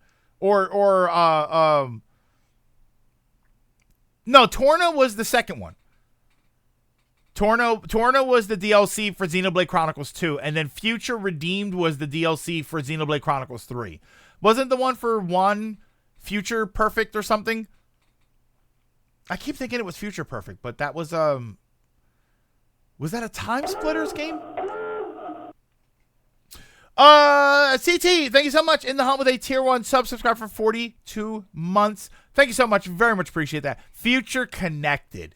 The Xenoblade DLC is to in fact complete the games in one's DLC wasn't sold separately, is included as a Switch bonus. And yet I beat Xenoblade Chronicles 1 and I felt that was a fully complete game. I had there was no urge in me to say, how dare they sell me an incomplete game? That was a fully fleshed out complete game. No Man's Sky came out and that game sucked, but No Man's Sky feels like its own conversation. Future Connected, I believe, wasn't DLC. That was remaster, added new story, which is, yeah, you're right. That wasn't technically DLC. It wasn't paid DLC, right? Xenoblade Chronicles is a Wii game, and the DLC was added years later. And it was DLC. Was it paid DLC, or was it just more content? I thought it was paid DLC. Major Side 15 had plot important DLC that Square canceled. Also, even the stuff that did come out, it took years to get released and got turned into a book. It was included on a card. Yeah, I remember 15 being a mess. I remember 15 being a giant mess. Technically, as you had to buy the remaster to play it. Oh, I see what you're saying. It was additional content added for the remaster. Okay, yeah. So that's an interesting discussion too about whether or not a remaster with added content are they charging you for something? I don't know. It's that goes back to the Persona 5 discussion. I have the system loaded up. We're gonna start in a second here. We kept it a little over 90 minutes. I'm sorry. That goes back to like the Persona 5 thing, where I for as much as people complain about $20, $30 DLC, I had a problem with Persona 5 where you added a new character and new stuff, and you had to buy the game all over again, and it felt kind of unfair. It did. It reminded me of the old days. It reminded me of having to buy another version of Street Fighter 2, when all they did was add the playable bosses, and it was faster. Right, going from Street Fighter 2: The World Warrior to Champion Edition was no more than a $5 or $10 DLC. Nowadays, that would have been a $5 or $10 DLC, but back then you had to buy a whole new $70 Super Nintendo game. How about Atlas pulling SMT? Oh, we can talk about that while we play, because I want to get into the game here. All right, but give me a few minutes. Let me run to the restroom. I'm gonna get some coffee, and then when I come back, we're gonna get back into Final Fantasy 16. We'll try and talk while we're playing through that. I'm sorry. Listen, I know I'm dragging it on by talking. I know that we have like the meme here where I talk forever and I don't get to the game, and I've been saying for 16 that I really want to get to the game. I do apologize. And I know that you're going to say that I probably don't have to, or it's fine. I do apologize. I really am trying to get to the game faster. I like talking about stuff. I like talking about this stuff, and I find it very interesting. Like, I genuinely was kind of furious last week about these companies, just with these horrible things that they were doing, and it was like I really just want to get in and play the game. But I also feel like I wouldn't have fun if I turned the stream on and said, "Hey everybody, what's going on? Let's give a few minutes for people to get in here and turn the game on and not talk about anything," right? I don't like doing that. So it's just kind of weird, but I do apologize for that. So but yeah, give me a few minutes and I will be right back.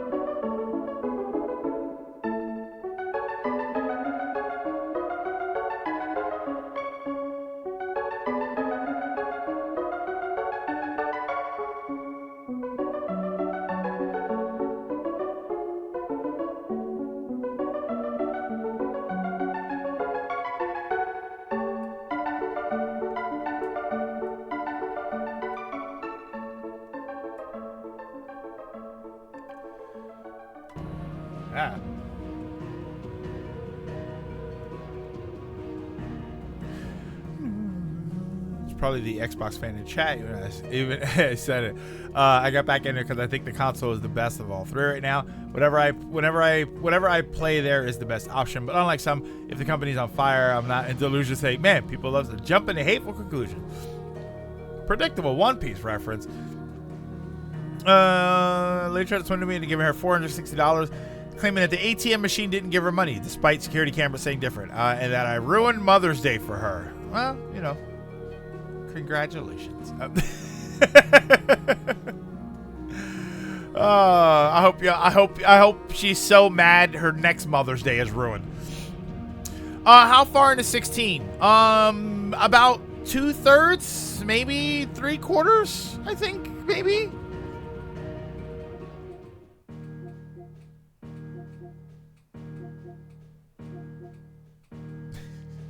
Just big annoying. 72%, or about 72% in. Hold on, let me change category in. Whoa, what the heck?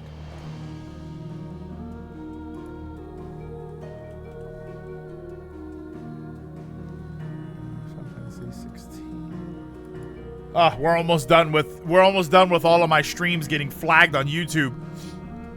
Every Final Fantasy 16 stream, when I send it over to YouTube, I get copyright. It's not a claim, so I'm not. It's not a copyright strike, but it is a claim, and then it technically shares revenue with Microsoft, or not Microsoft, with Square Enix. So basically, I'm single-handedly saving Square Enix. I'm the one keeping them afloat. My video revenue that they are sharing with me, I am responsible for that 1% profit increase. That's me. All me doing that. You're welcome, Square Enix fans and Square Enix company. Hi, Ronan.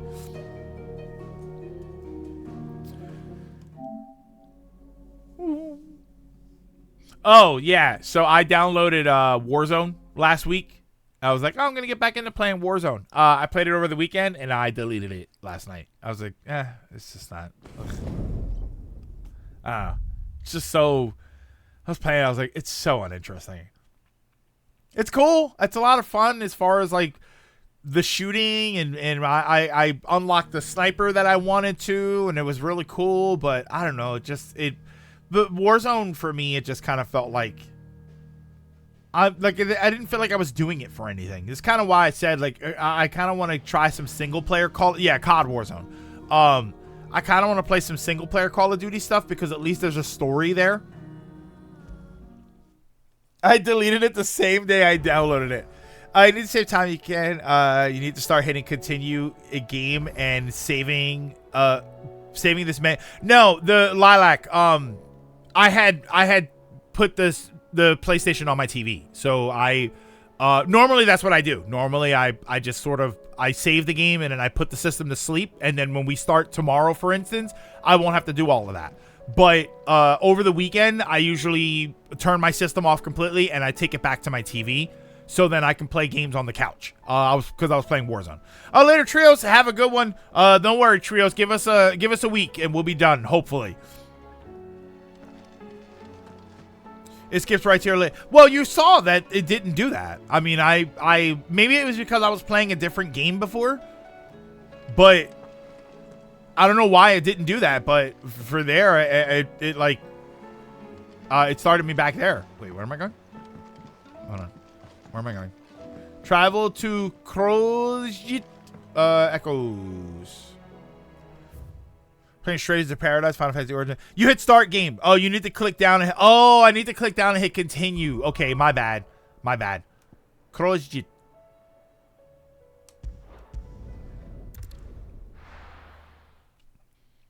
Going for the uninstall speed record. Oh yeah, let me see this thing here. I know. Paper Mario looming over my head. How about Atlas delisting SMT5 and all its DLC due to SMT Vengeance being in the same game with the additional content, but the DLC for Vengeance won't be compatible with the base SMT5, meaning if you bought that version you didn't get the DLC, tough poop. That's kind of interesting. It's kind of interesting that that's like that. So okay, so they made. It's like a dream. The four of us out walking like we used to. I know, like a party game. Are you? Gav and the others could be in danger as we speak. I know. Are there any mini games we can play? I'm sorry. Yote is a fine scout. Hold on. If Kandor was attacked, she will already have begun gathering information. Tabor isn't far. We should pick up the pace. All right. Well, you're the one not running. So Shin Megami Tensei 5 base game, and then there was DLC, and then now they're releasing a version that has the DLC, but they've delisted the original game and the DLC. Is that the sum of it? Never changed. This is a joke. Please change. I'm glad you changed Jill and Joshua to the. I didn't change Joshua. I didn't change Joshua to that, right?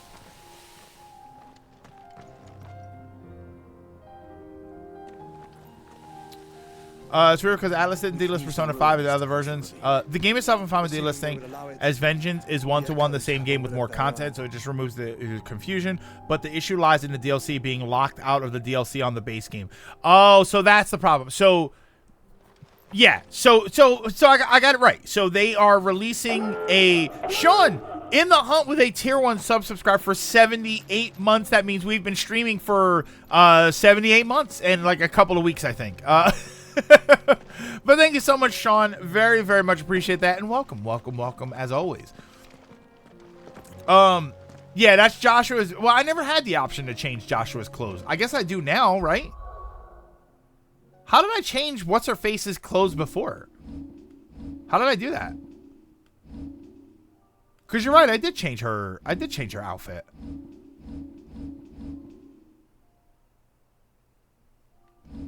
Where do I do that? Is that the thing? That's the thing back at the town, right? The statue thingy? The tomb at the sea. Yeah, okay.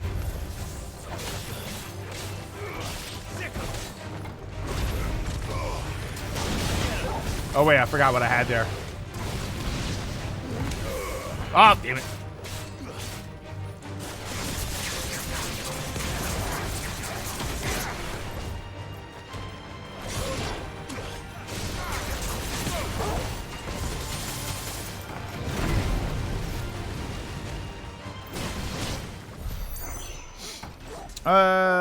It's the stone at the hideaway. Yeah. The reason P5 was left out is because it's a different game from P5R. Not only mechanically, but certain story elements. Well, the thing about P5 was that the DLC wasn't available separately. That's the thing, is that you couldn't buy. That was my big gripe with P5 Royal, was that you couldn't buy that DLC separately. What am I doing here? But with Shin Megami, you can buy the DLC separately, but now they're delisting the original base game and the DLC. So, hold on. So, okay, I get so confused. I'm sorry. So yeah, if you have the base game, you now can't buy the DLC. You would have to go buy the whole new game.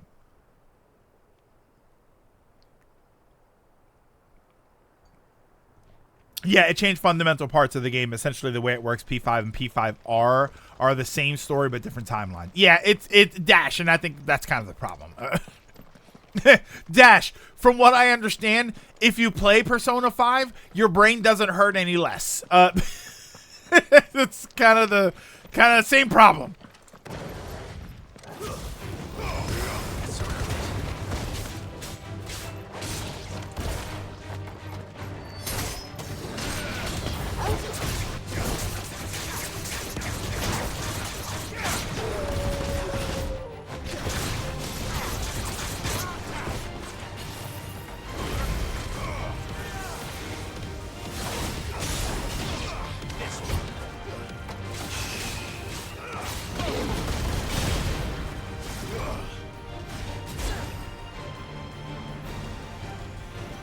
Come on!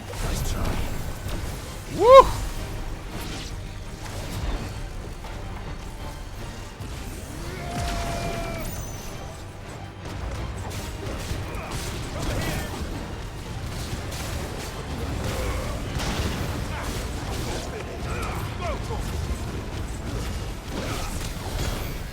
Sorry, Joe. Have you met the streamer? I'm sure he gets confused with Xenoblade Chronicles 2 and Xenoblade Chronicles 2 Torna. I mean, to be fair, that one's a little confusing because Torna had its own release. So, like the Torna release... Come here, boy. I didn't understand whether the Torna release was the base game with the DLC or the DLC got its own release. Come on, you got to admit that the Torna situation is a bit unique. The idea of an entire DLC for a game being released as an entirely separate $60 game is a bit different. Yeah, the DLC got its own release. Well, how many times has that happened? Tell us about Yote, Joshua. She's strong-willed, loyal, and deadly with a blade. Oh, it was 40? I thought it was 60. I thought the physical version was 60.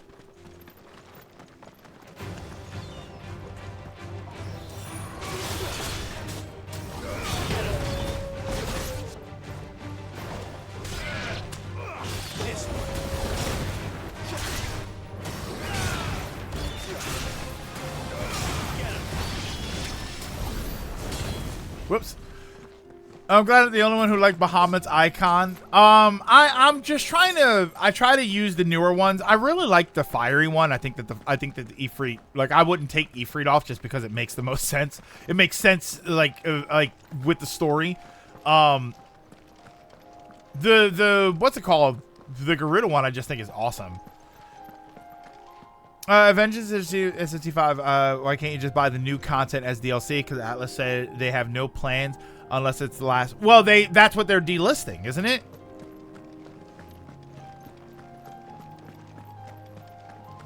Hello.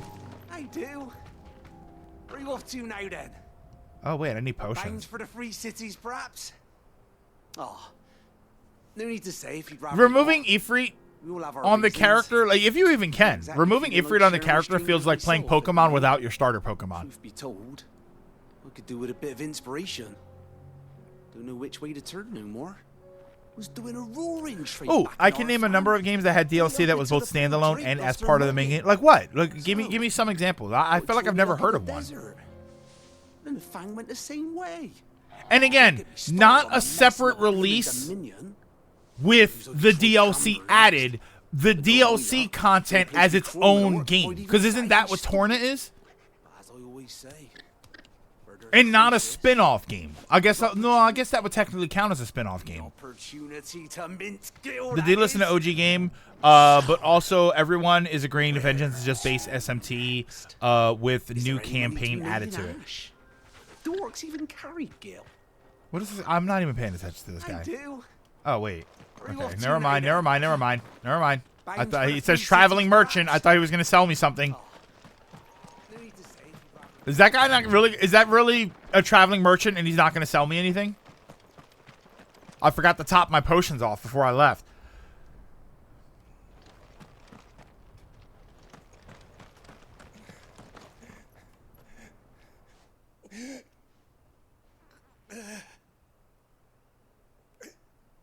You're injured. What happened here? Where are your comrades? Here, take this elixir. Ether flood. Up ahead. Because his name Swallowed is our Joy camp Boy. while we slept. Yeah, it's a little weird though that they would delist. I wasn't really sure what was going on with that. My other question though, with the SMT thing, like delisting, hasn't it happened recently though with other games where all of a sudden, oh my god, the Octopath Traveler has gone from the store, and then like 2 weeks later it came back. What kind to us? So I'm kind of curious if this is just they're doing it because they want other people to not buy the wrong thing by accident, and then later on they're just going to release it separately. We can't let those monsters reach the... He spilled jam on himself. I guess those people need about that. Atlas publicly announced this themselves. It's still a weird practice, even if they say it. Even if they say what it is that they're doing, it still seems like a weird practice. Again, remove the base game and keep selling the DLC. I guess the only problem there is if I had to figure out a reason why, it would be that they don't want people making the mistake of buying the new version with the DLC added and then thinking they had to buy the DLC. Like, oh, I'm going to buy the Vengeance version, whatever the second version is called. And then I'm going to buy the DLC. And it's like, no. You don't have to buy the DLC. Because you can buy DLC separately. So I wonder if that's why they're doing it. And they're going to do it for a little while just so that nobody accidentally buys the wrong one. Octopath was delisted for a change of details. Yeah, it wasn't being replaced by another version of the game. But Lilac, but it did cause some sort of firestorm where everybody was like, oh my God, they delisted the game. How dare they? And then like 2 weeks later, it was back. Yeah, you're right. It was because they were changing some details, but they didn't say that. They just kind of delisted it. And everybody went into an uproar about it. And then 2 weeks later, it was, oh, there it is. They changed some details.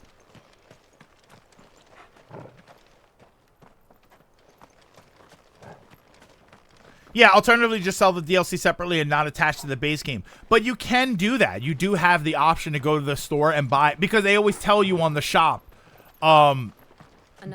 you will need the base game in order to run this. So I wonder if that's why they pulled it for now, just to say that, okay, we don't want anybody accidentally buying it. Oh, Infamous 2 had a standalone DLC called Festival of Blood. Same with Infamous Second Son called I've heard of First Light. Doom Eternal's 2 DLCs were also standalones on top of being part of the main game as well. Final Fantasy 15 had multiplayer expansion that was originally part of the main game, then separated to be its own standalone DLC. Okay, so there are some examples. I think I've only heard of one of those. Wasn't Far Cry 3 Blood Dragon, was that DLC that became its own game, or was that just that was its own thing from the beginning? Was that like a spin-off game? Oh, these are the... Okay, wait. Okay, hold on. I gotta focus here. I got here in time.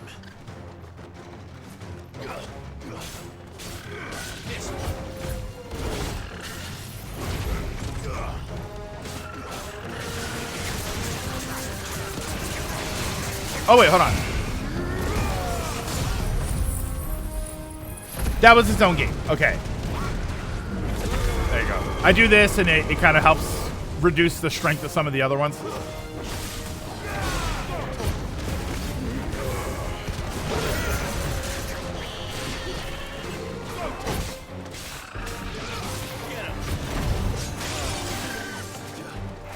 Oh man, wait, I made a mistake there.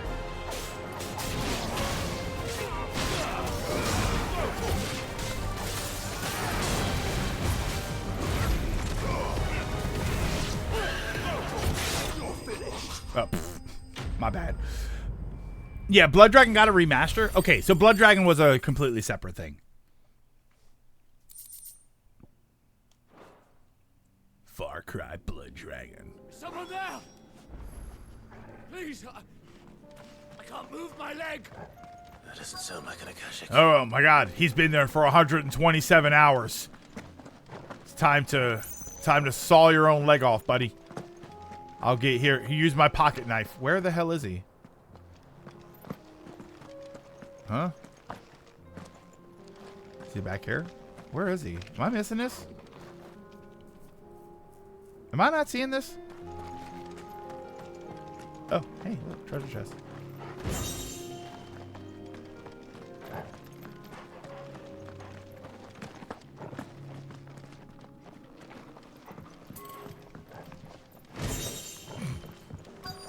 Since the game wants to do... There he is. I hate that. That's so stupid. Super Luigi U even got a physical... Oh, yeah, you're right. That did get a physical release. I heard the fighting. Are the others taken care of?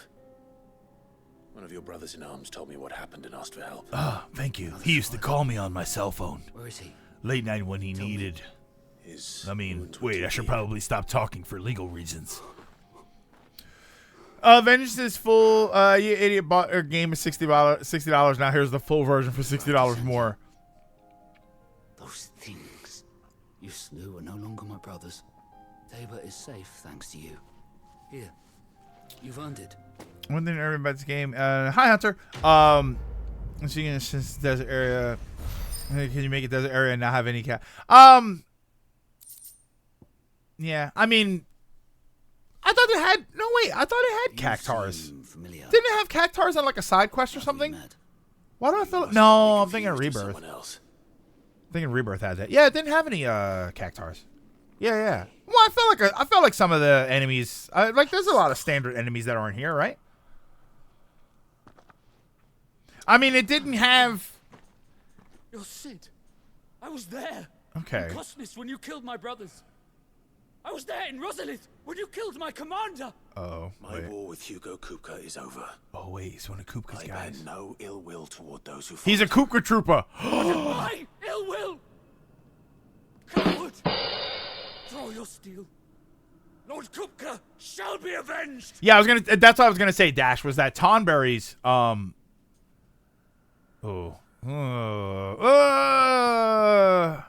Yeah, Tonberries didn't make it until the DLC. So I mean, there's a lot of enemies that are kind of like that. I think I just love cactars. I think that they're adorable. So I just want them to be there. He can barely stand.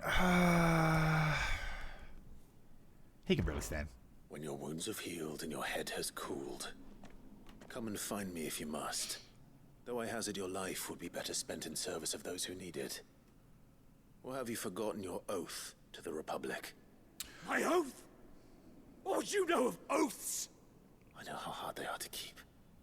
The Far Cry Which is why I'm giving you the chance to keep yours. You can tell they got milked to the point of missing potential. No.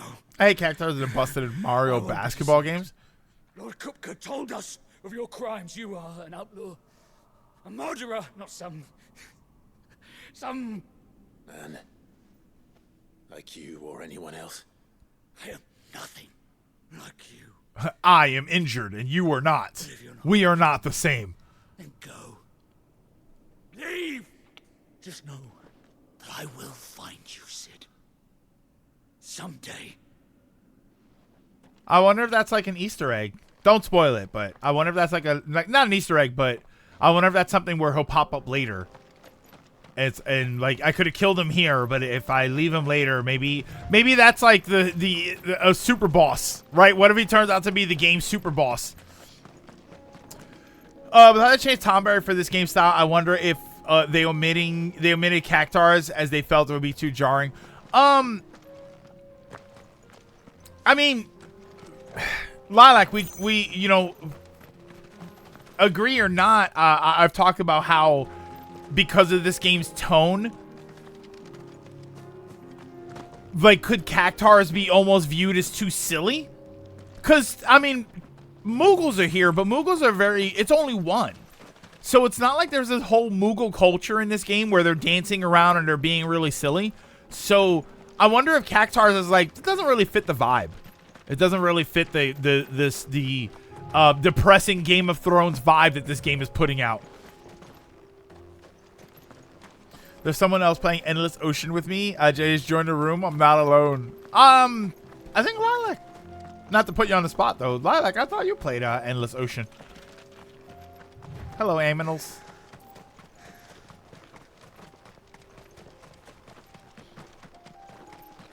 We're nearly there. Have you been to Tabor before? Moogle is almost not going to be in the game. Mario Hoops 3 and 3 and Mario Sports Mix have Final Fantasy characters. Cactar is playable in it. Cactar has the fastest run speed, so they're hard to fight. Square Enix is laying on people for the sake of... Yeah, we talked about that earlier. We talked about that earlier, Ronan. Sorry you missed it. Check the VOD on YouTube. Hello. Welcome, travelers. We don't get many visitors here in Tabor.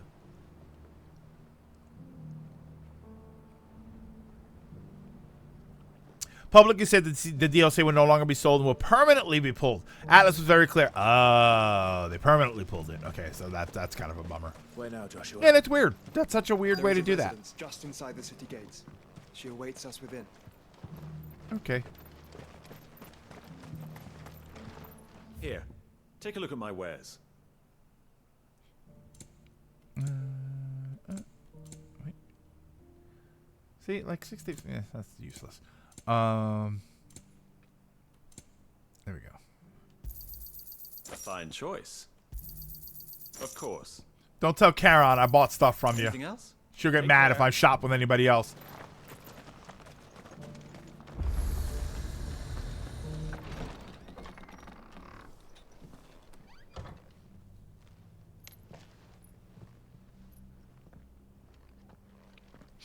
I think this was a Sega decision. They have a habit of doing this to encourage upgrading to the best version. It did the same with a lot of Sonic stuff when Origins came out. So yeah, but that's just kind of because Lodak's right. And it's a legitimate problem is that if you have the base game, now you can't upgrade to the DLC. You have to buy the whole new game again. Ah! Hi there.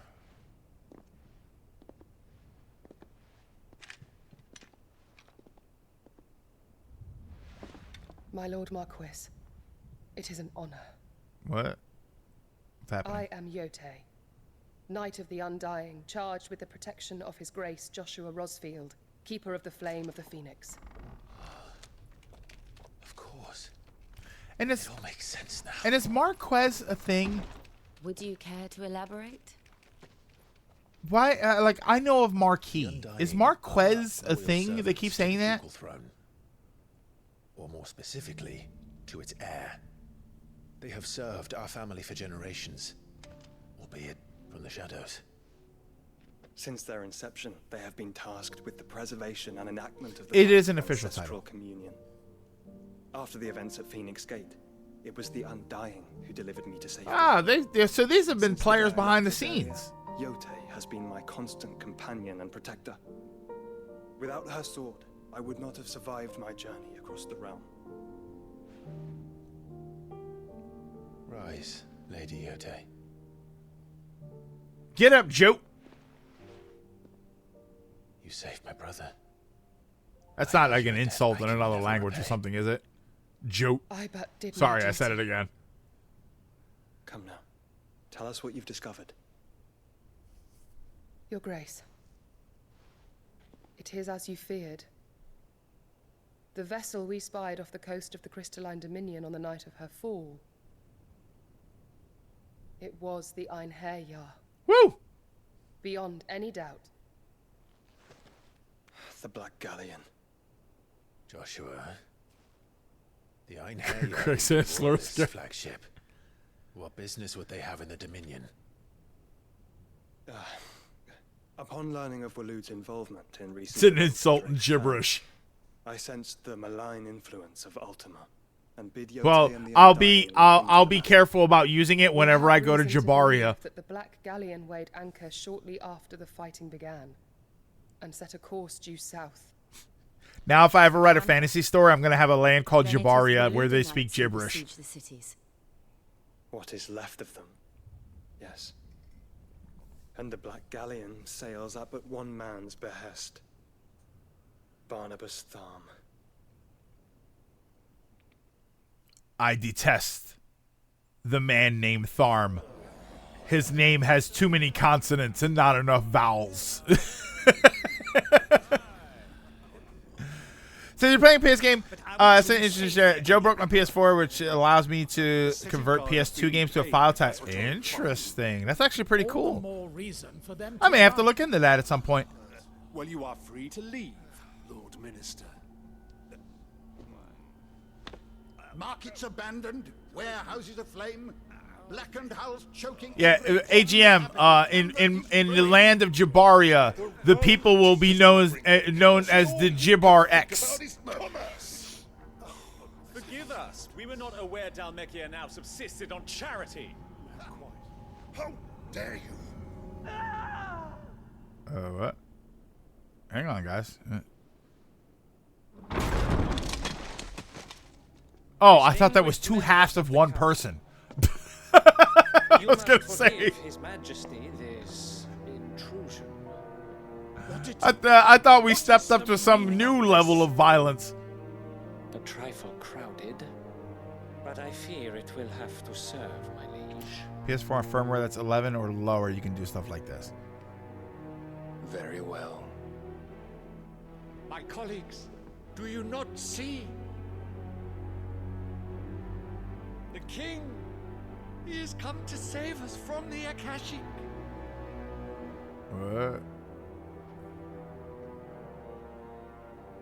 Not exactly. Die! Oh, the guy's His dead. gift from the heavens, divine intervention, our very salvation. In some countries, And of that's- course, if it is compensation asking is an insult. required, I won't we're answer. most willing to negotiate a fair price for services rendered. Fools. Your ignorance unbecomes you. Your Majesty, correct me if I'm wrong. You're wrong. I swear that the fiends washing the cobbles of Canva with the blood of her citizens wear the colors of Walud. Ha! So you do not deny it. Guards! I mean, he didn't admit it either. See our guests to the dungeons! Uh-oh. Enough. Whoa!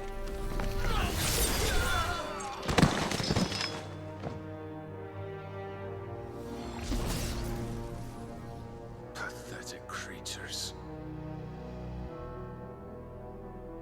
That sword inflicted sleep on all of them. You should imagine yourselves worthy of salvation.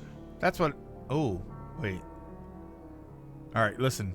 I don't think that was girl sleep. is still here, All right. somewhere in the city. I think he used slash all materia. Father's hubris. A consciousness to which Mythos is inextricably bound. Ooh. And inexorably drawn. See that he is made welcome. Yes, Your Wait, Majesty. there's somebody here that he's after? Do I know this person? Come, Mythos. Oh, he cut into their juice boxes. That's high C all over the table. Oh, that's a shame. Surely the prince's light cannot have sated you. Do we know who he's after? Should I just know? Should I know? Is this something that I completely forgot because we don't play this game as nearly as much as I should?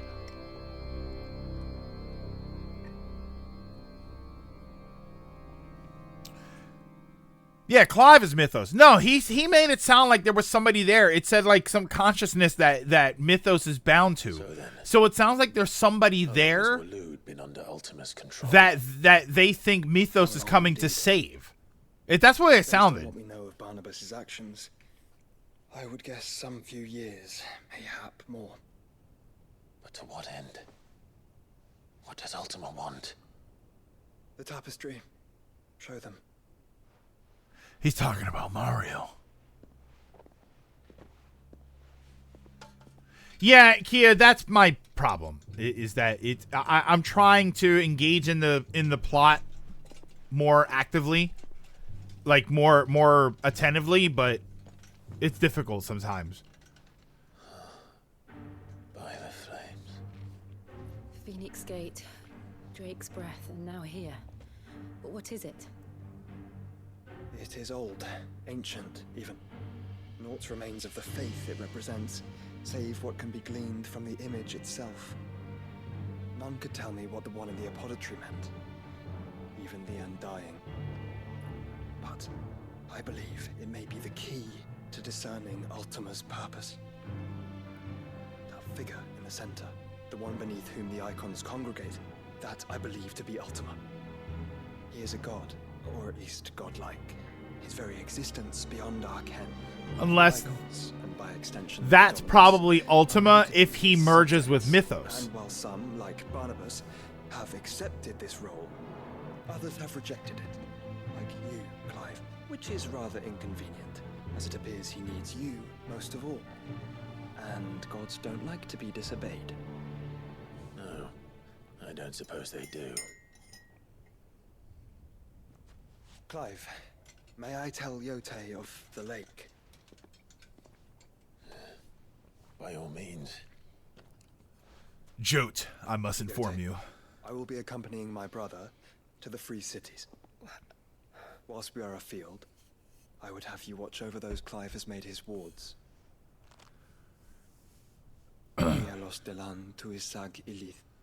What? Though well concealed, the hideaway lacks trained fighters to defend its occupants should they be discovered. But it is my duty to... As it has ever been my brother's duty, remember. Plan on doing a DLC. is your Not wish, on stream. Your Grace. Not on stream. But please be safe. If aught were to befall you,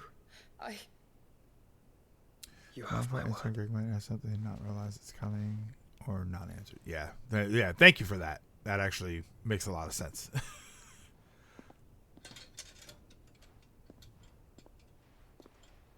For the most part, nobody's been really bad about it.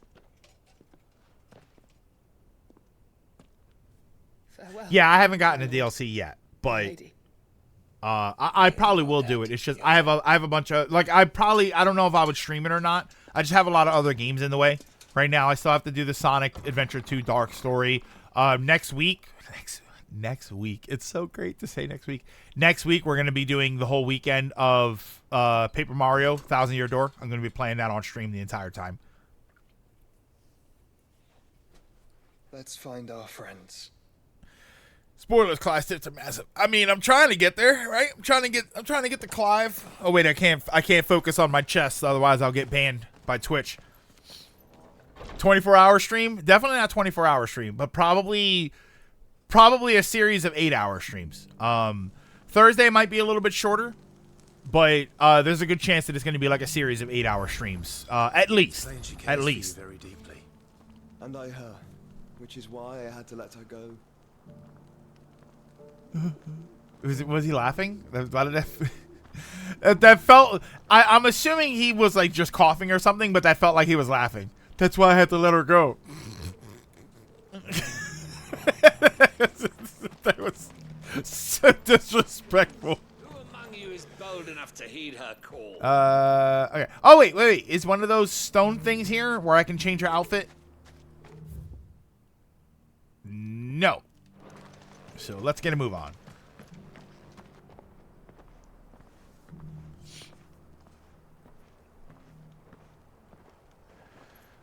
Can't show your boobs. You can't even make a Mario theme. Ooh, can I paint? I actually, Kia, I can. Right? Isn't body painting allowed on Twitch? Can't I paint boos on my chesticles? My report shall be with you ere long. Probably just how many audio issues you guys are having with Final Fantasy 7. Both played it on PS4. Didn't have any.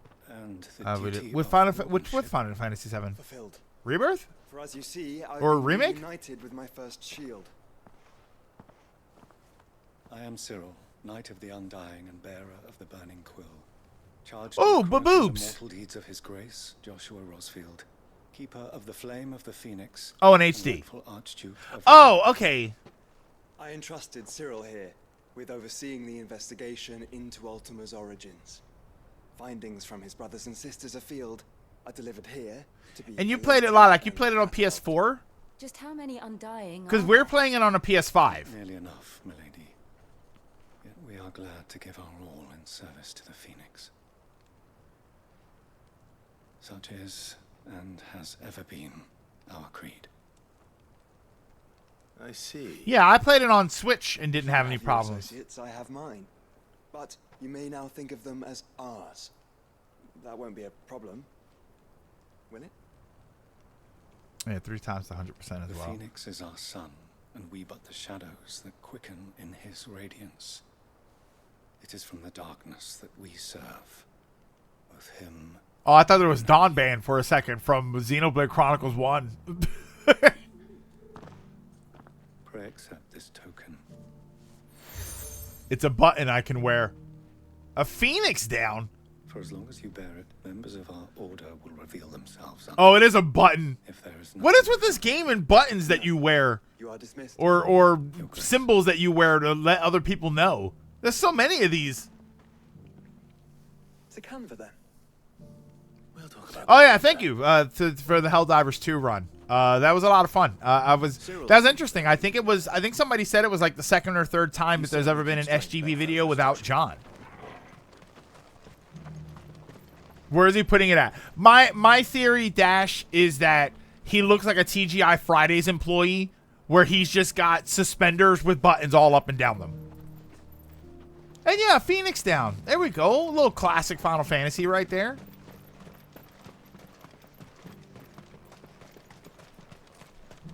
The free cities under sea. So this way.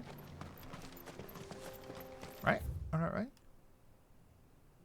Yeah. Okay. A chocobo.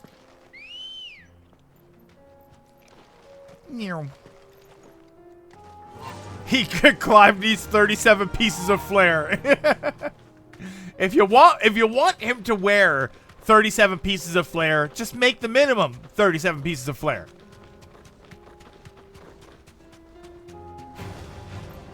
Orcs.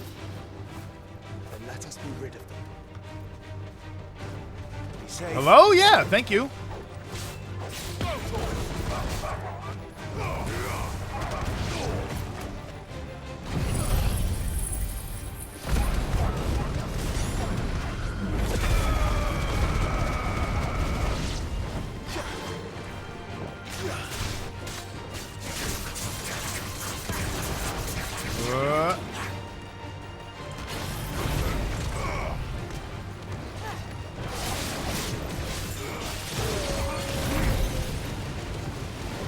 I actually didn't mean to do that, but keeps doing that, man. I really don't like that move, the flamethrower thing, because it disengages your targeting. You can use Ambrosia to fight too. What do you think about the music? It's grown on me since release. Oh wait, what are you talking about? Johnny was too drunk for Mario Kart 8, so it was Matt and Elliot. Is the Idiots Play thing related to other channels doing that? I don't know. I know that I think John and Elliot did that for some videos. I don't remember if it was for the Halloween or not. I could have sworn that they did. So I don't know if that's, I mean, maybe that's just the trend thing. I don't really deal with that stuff.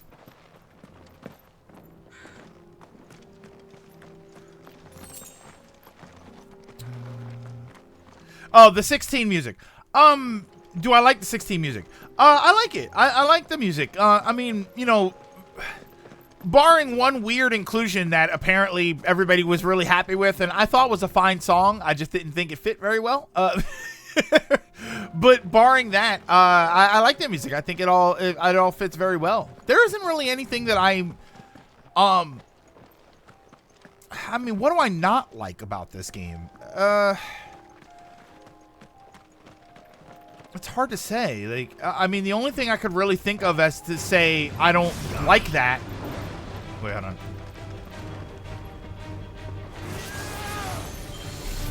Are you gonna fight me? What are you doing? Oh, damn it. That was my fault. I stepped into that trying to dodge it.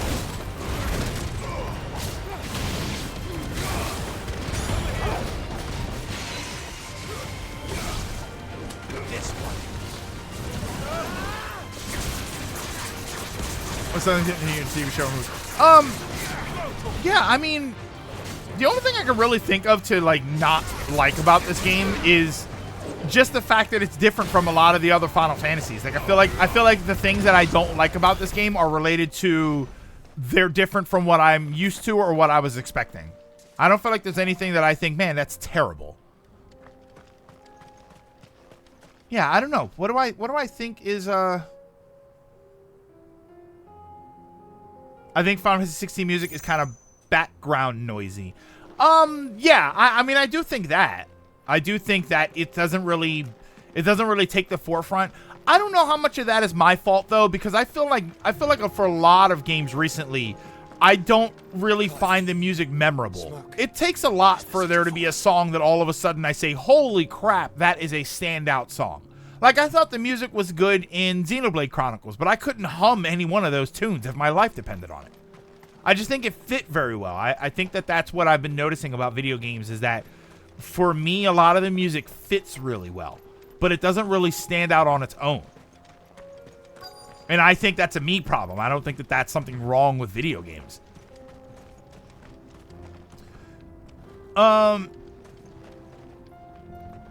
Yeah, it's good at what it is. It's just not... It just doesn't feel as Final Fantasy-y as somebody might want. The problem is, or the good thing is, I went into it knowing that. And that's the thing. I would argue that something that this game has done is... Like you said, it's a very good example of what it is. It's just not... It doesn't feel... It feels fundamentally different from Final Fantasy games that I'm used to. But I went in knowing that. And I don't think anybody went in... I feel like nobody went in not knowing that. But I also wasn't there day one.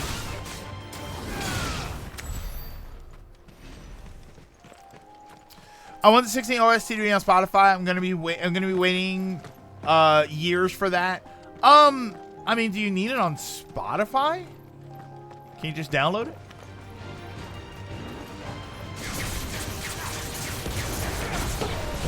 Whoops. Yeah, like everybody, I think everybody knew tonally it was because that was you're right, because Ronan, that was a big story when they first showed the trailer. A lot of people said exactly that. It was like, this is very different than what we were expecting for a Final Fantasy game. Right, the kid, you know, you had the sword swing and the blood splatter on the kid's face. It was like, wow, this is tonally, this feels very different.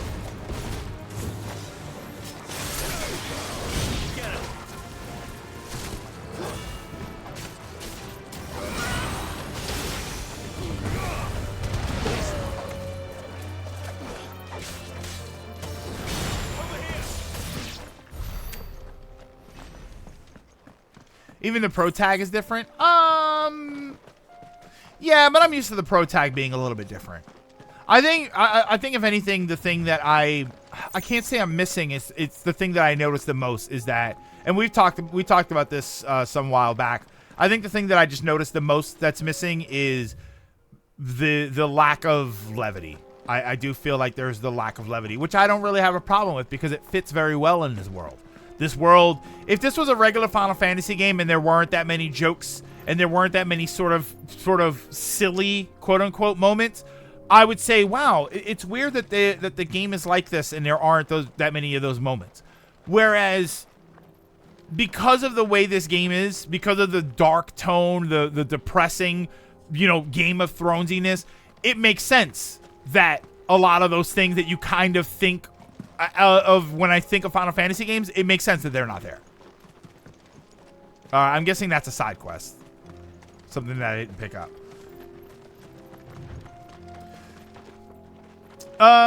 It's fair, Greg. Music is a subjective thing. This shows a lot of pre-release stuff, and it wasn't wrong. Was pushing this as the most Final Fantasy game, the game we imagined when we played Final Fantasy back then. A bunch of other stuff, while the gameplay made everyone go, "This is different," and tone and style. Yeah, you know what's funny? I don't remember people like this is a return to Final Fantasy in the sense that because everybody knew it wasn't going to be turn-based, right? Everybody knew it was going to be an action game. Everybody knew it was going to be tonally different. I think what everybody was really happy with was the return. This is the thing that I was excited for, and the thing that I remember a lot of people saying they were excited for. There was the return to the fantasy element. It didn't feel very sci-fi like. It wasn't industrial steampunk. It wasn't a boy band in a car. You know, it wasn't machines and robots and stuff. It felt like castles and armor and knights and swords, and that was the thing that I remember everybody really saying. That was the thing that people were saying. It's a return to fantasy. And it was like, yeah, okay, I get that. When people played the game, that was, and for me personally, when I played it, I was like, oh my god, this game is depressing. There's a warehouse near the docks where we agreed to meet if there was any trouble. But yeah, when they showed the first trailer, that was the thing I remember people saying was like, oh, it's not a boy band in a car. It's not robots. It's not an industrial steampunk power plant like Final Fantasy VII. It was a return to fantasy. It was a return to knights and swords and dragons and all kinds of stuff. And that was what I remember people were saying they were very excited about. All right, hold on. Let me go. Oh, no. I got more potions. To be fair, 9 kind of did that too. I mean, yeah, but it's also been a long time since 9. But then Executor, look after 9. You know, 10. 11. 11 probably, that was MMO. It's difficult because 11 was the MMO. A lot of people didn't play that over here. 12 was kind of fantasy. 13. 14, again, MMO problem. 15. And you had 3 13s. And then 15. So you did have this sort of situation where people were like, all right, well, where's like the fantasy part? Good to see you. Any trouble on the road? Yeah, 11 had fantasy stuff. Yeah, 11 was fantasy, 14 was fantasy, but 14's kind of it's kind of unfair with 14 because I think 14's scope is gigantic, right? What, Lilac? Yes. What doesn't 14 have? You know what I mean? So it's kind of 14's kind of a weird one to sort of include in that. 12 though, 12 actually was like that was a fantasy game. Name's Mididol, but everyone calls me Mid. Hey, wait. What the? Hey. Hey.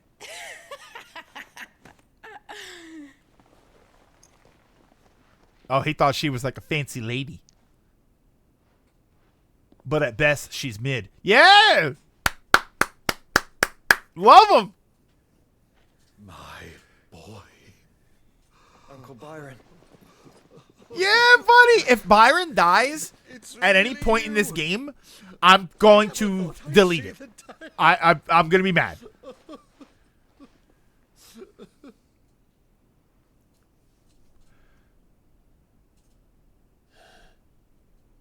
Still had a lot of sci. Oh, 12 still had a lot of sci-fi fantasy compared to older games. That's what it looked like. Hold on, let me get some story and then I'll go back and read these. No doubt they were turned, but silent as monks, every last one of them.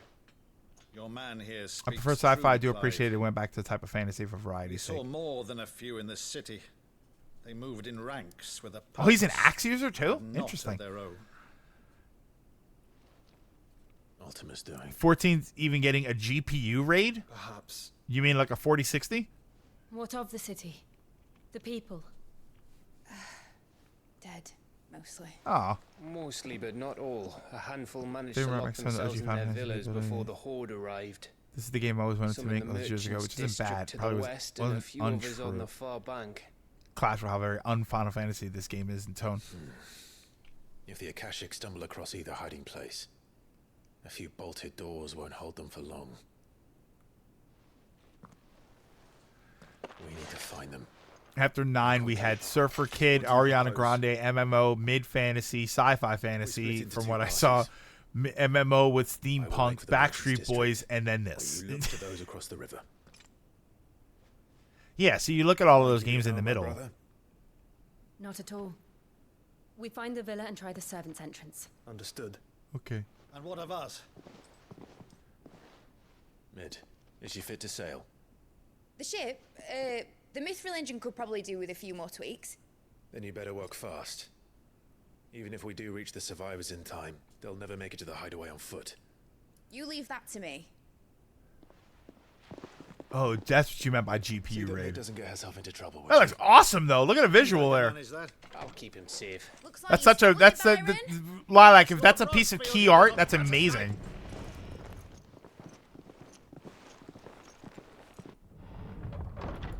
Shall we then?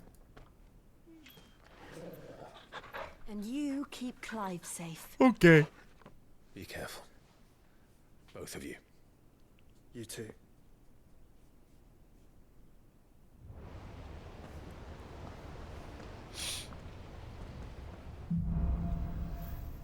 Even fall when you play your Final Fantasy.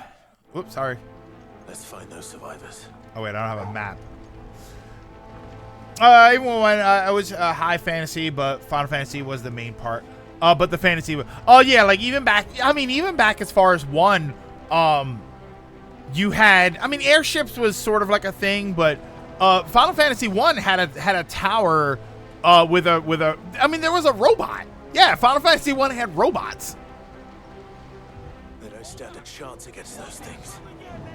Judging by the name, it would be Final Fantasy 9 and probably Terra.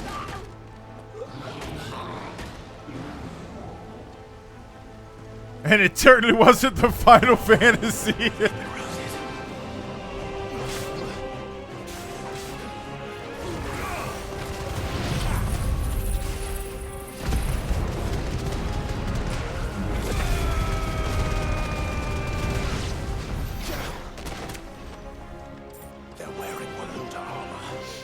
Even as high-tech as 13 was, no one questioned that it was...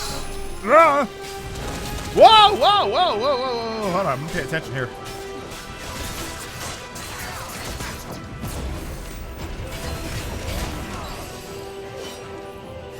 Get up! What happened there? Why did I just die? What happened there? Did I die?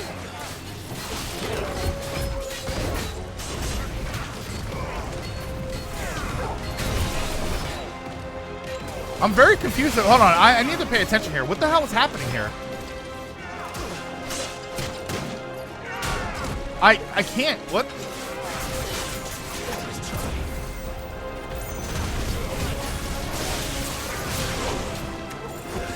This one. Over here. Get him. Let me pay attention here. Yeah, if I died, there would have been a game over screen. I don't know what happened, but...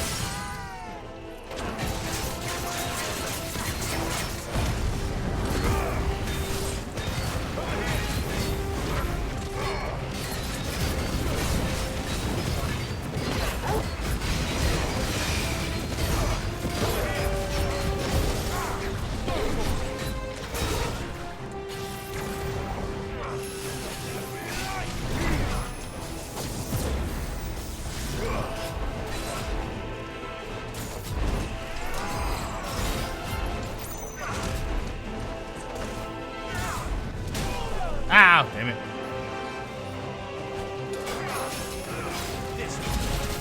Okay.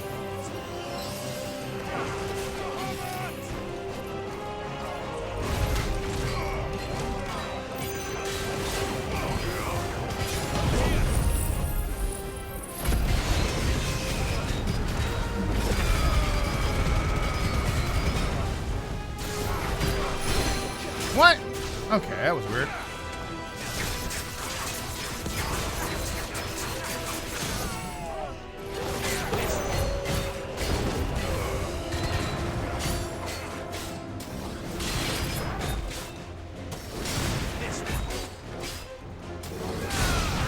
There you go. Oh my god, I gotta pay attention more.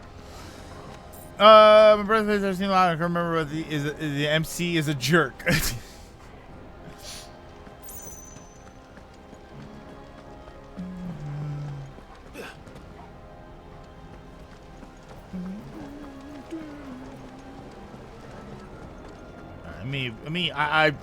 So these are like no joke. I gotta lock in when I fight some of these things.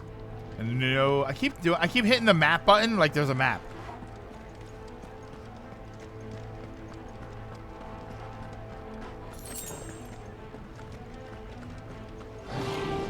Get surrounded.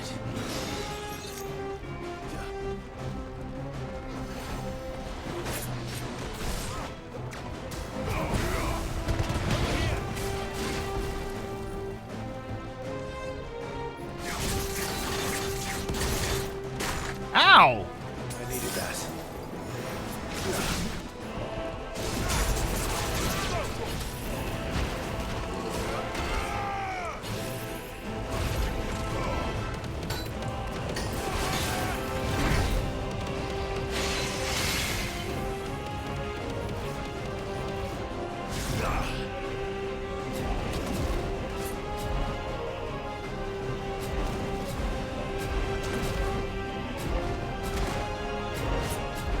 Come on.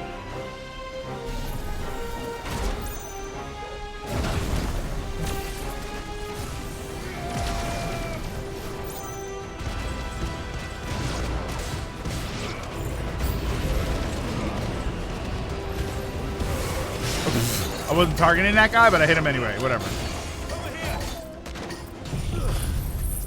In Final Fantasy mode, you fight a Drake here. Now, when we fight Ronan, when we fight it, do we make a bunch of songs about it, or do we actually like hit it with something? How many songs does it take to defeat the Drake?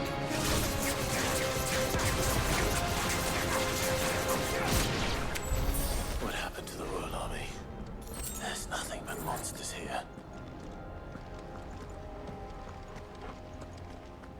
I knew you'd make that joke.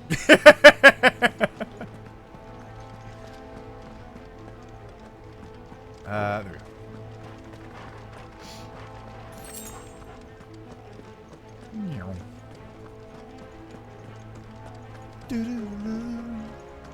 Takes a couple of whoops. I gotta go now. Let an Nephiloid have a good one. Really interesting because it's the same Final Fantasy game going around. Feels like the point where people reassess and the result change. I would argue. Let me ask you if this is the wrong way, right? Let me ask you if this is fair to say. Because Final Fantasy has, been moving in a different direction for a while to varying degrees. With remake, and maybe especially this, because this is a new one. This is probably. Do you think it's fair to say that this is probably the best of the new Final Fantasy games? Right? Do you think that this is better? That this is considered better than X2 and 13 and 15? Do you think that this is probably considered the better of them? I'd say, yeah, other than like 7 Remake. Other than 7 Remake. Do you think that it's a case of X2? Ooh, X2 is probably not X2. See, X2, I don't remember people like. I feel like there's been a turnaround on X2.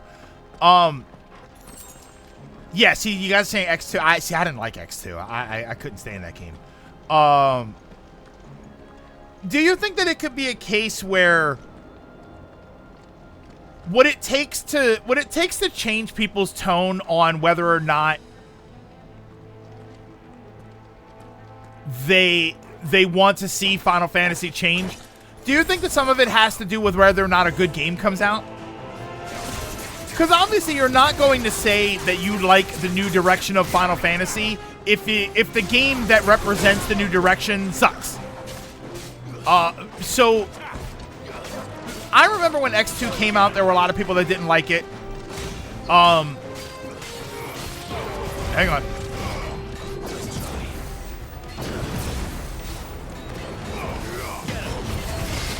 Whoa.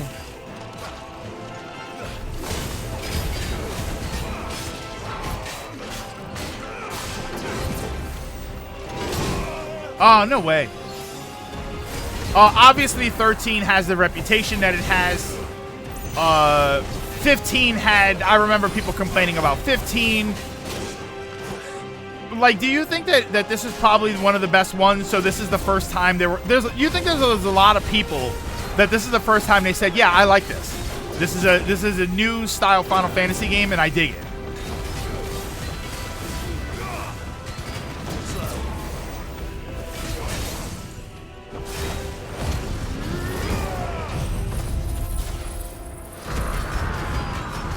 People complain about Final Fantasy games. Never.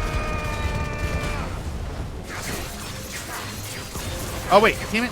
Should have done that.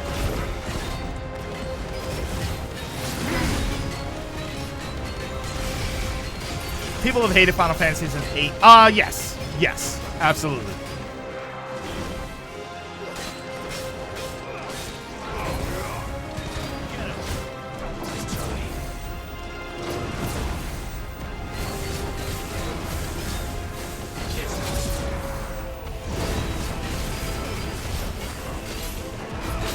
Whoops.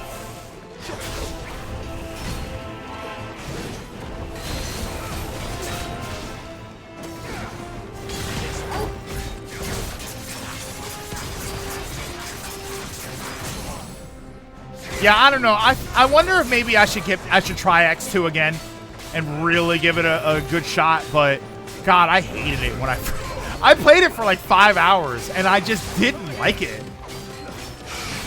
And again, maybe part of it was just that it was so different. But I didn't like it, man. Hold on, I can read comments again. I like 15 as a story, I just don't want to play it. They were as connected before this game either. Oh wait, I missed something there. Mirror and Disco's about 10 who isn't real Final Fantasy, and then 11 isn't real. Well, 11, to be fair, Lilac 11 was the first Final Fantasy MMO. That kind of makes sense.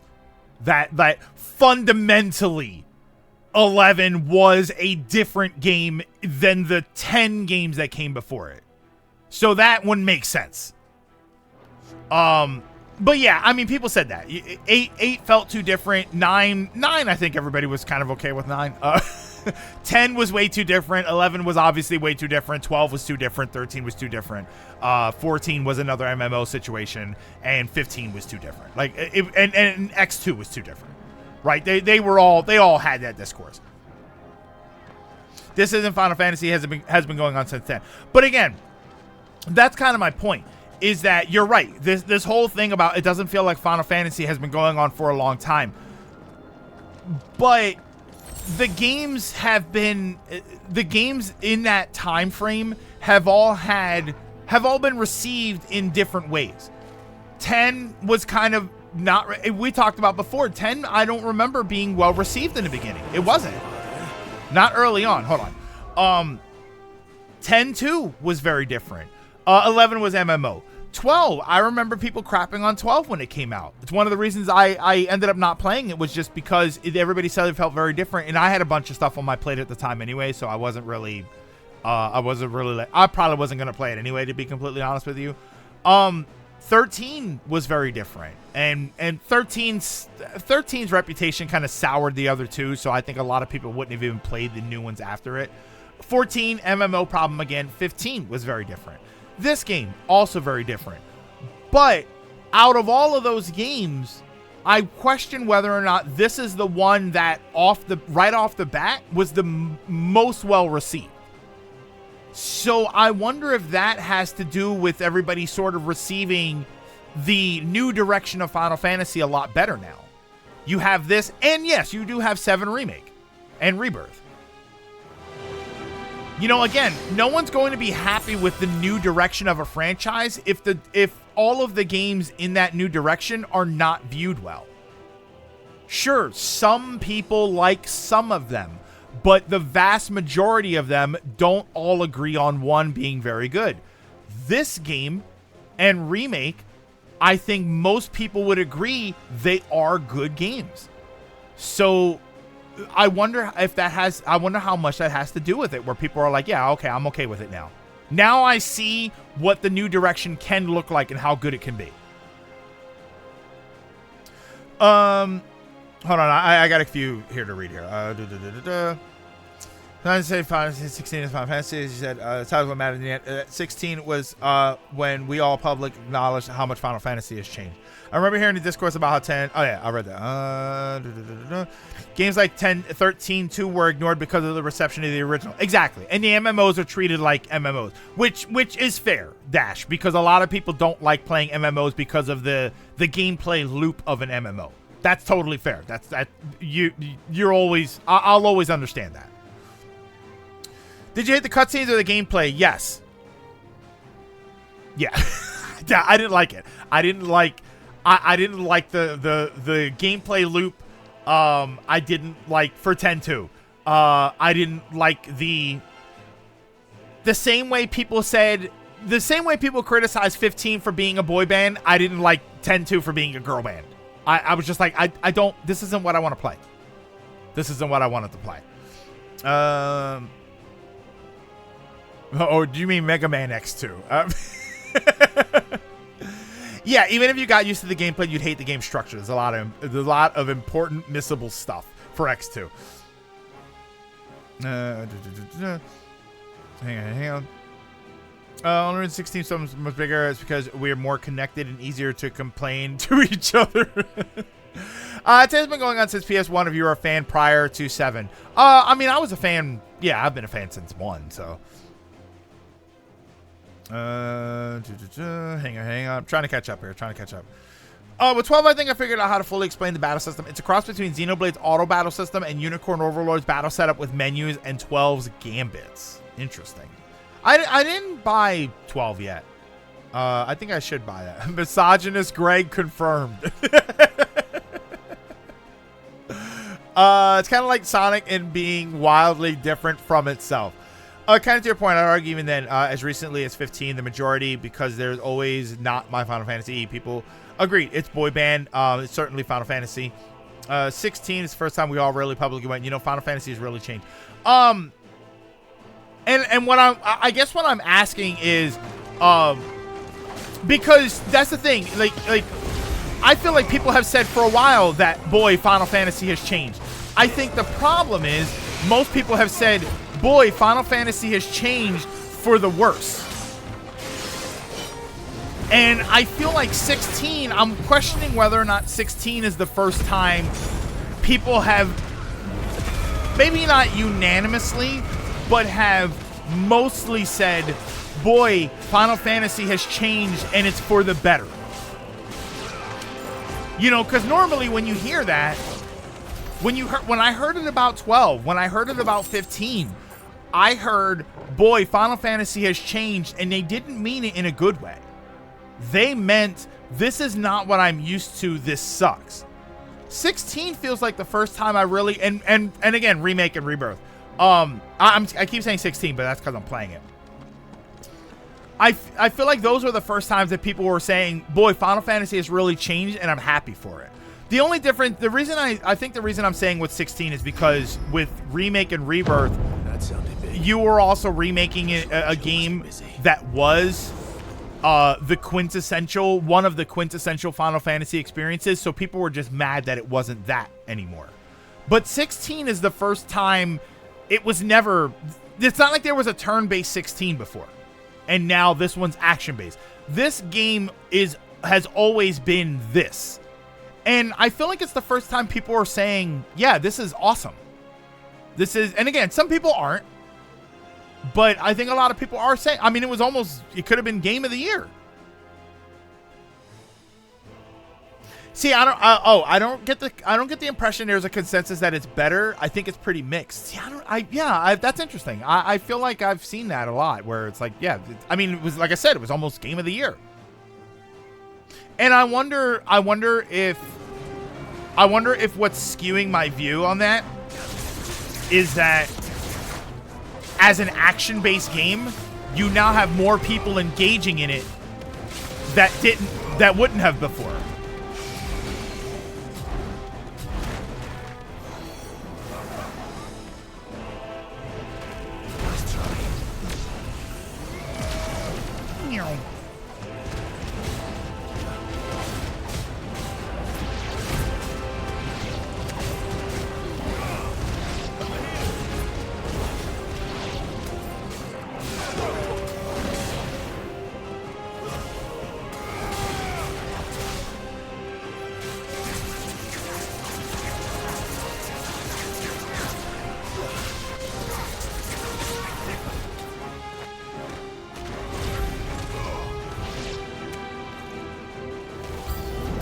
Come on.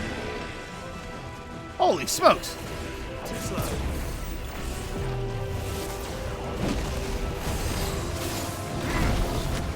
Whoops.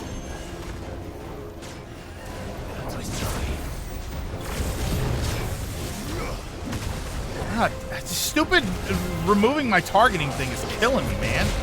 Whoa. No way.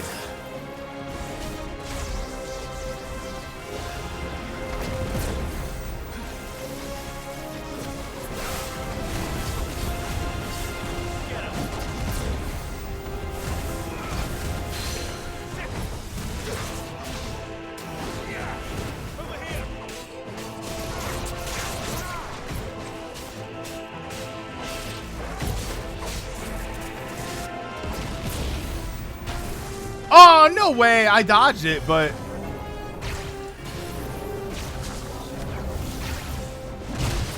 Damn it.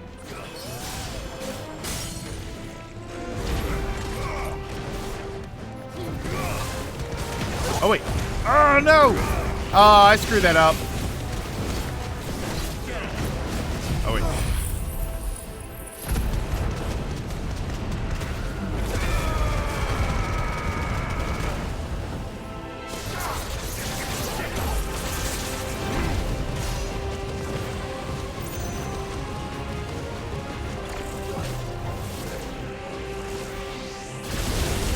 Oh my God! I just mashed a potion button there.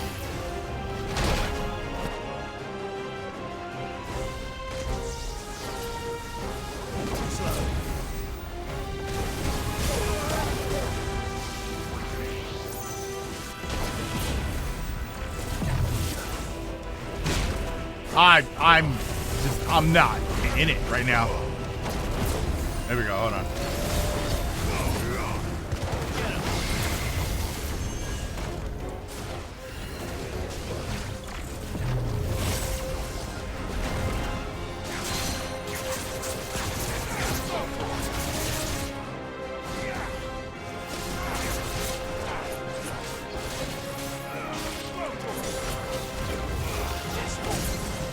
There you go. Get over there. Get over there.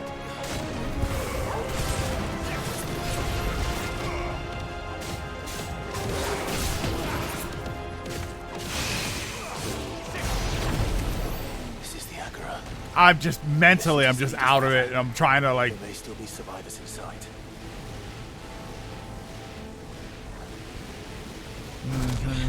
I'm skimming really fast here. Yeah.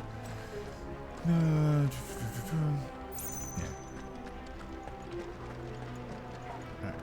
Where do I go? Oh, right there. Yeah, oh my god, that attack would have killed me. I have to mash the potion button. I need my potions.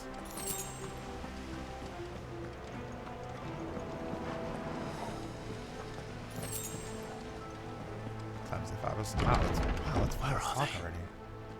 Alright, hold on. I feel a fight coming on. Give me a second. Let me run to the restroom, and I will be right back.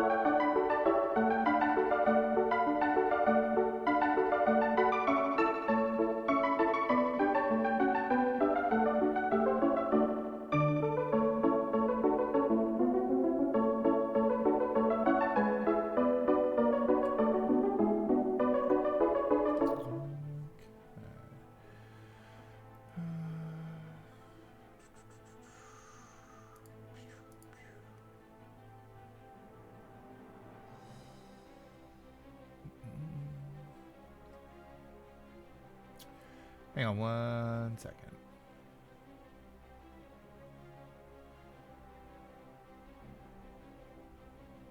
What's this? Oh.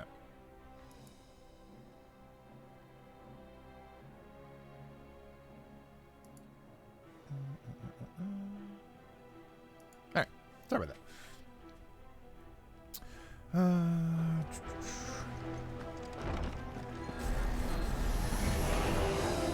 These creatures. These Ultima's reach extend this far. What the hell is going on here?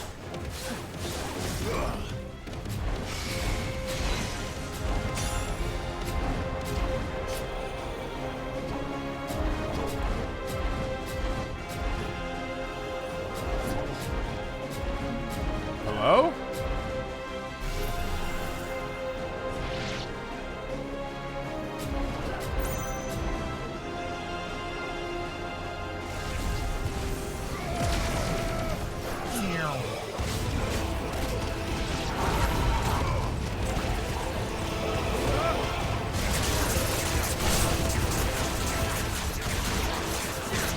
Oh, you can taunt them with that?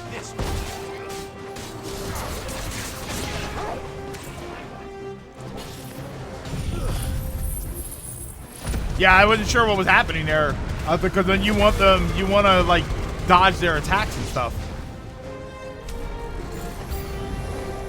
Where is your master? What does he want?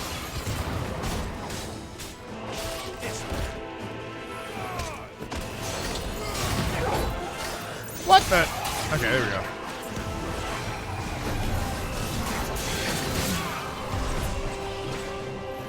Hold on.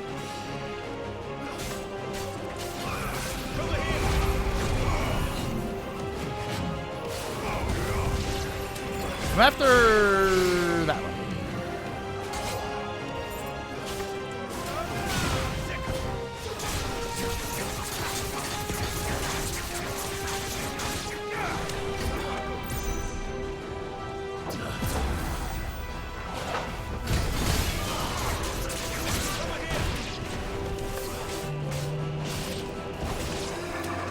See, you guys are talking about interesting stuff. Ah. You've caused quite the commotion. But then I would expect now no game less for from use you. for current franchises, different flavors instead of this isn't like this, so again. it isn't. I don't believe we've been introduced. You were in my family's crypt, and now you're here with an army of Akashic thralls. I think R6 is a good Manners, Lord game. I Rossfield. don't think it's a good RE game. They are men, like you and me. Albeit ones unburdened by the wills that drive our kind to madness. They are pure. They are divine. What? And they are Hold on. all that remains in this once raucous. I'm having trouble I'm having trouble splitting my focus today. You'll pay for what you've done. As you wish. I confess I have been What very a much drip looking night. forward to this. Pardon me this indulgence, Your Majesty. The vessel shall not be spoiled. That's me on a daily basis. I am Sleipnir of House Sleipnir? Wait, this guy's a horse? and you will yield Why does he only have 2 legs? or not. As long as you don't hold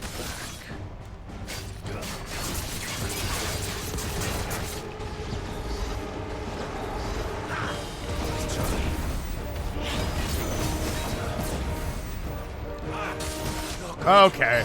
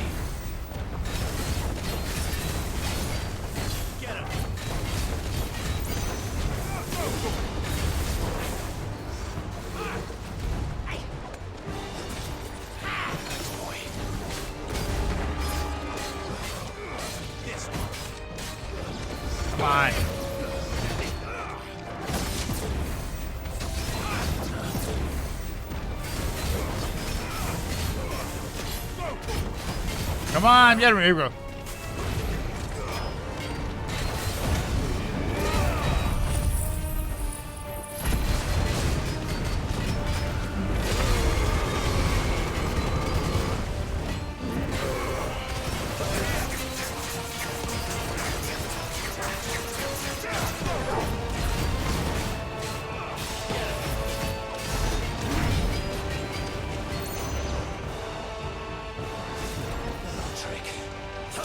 Aha!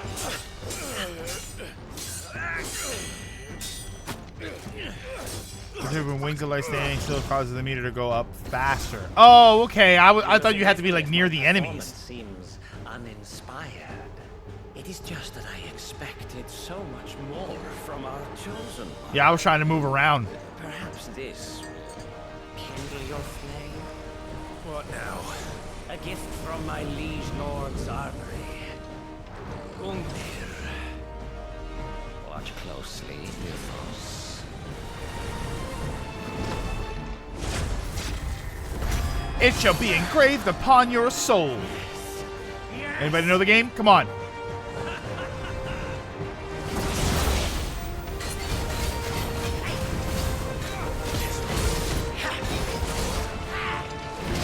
Come on, I missed every one of those.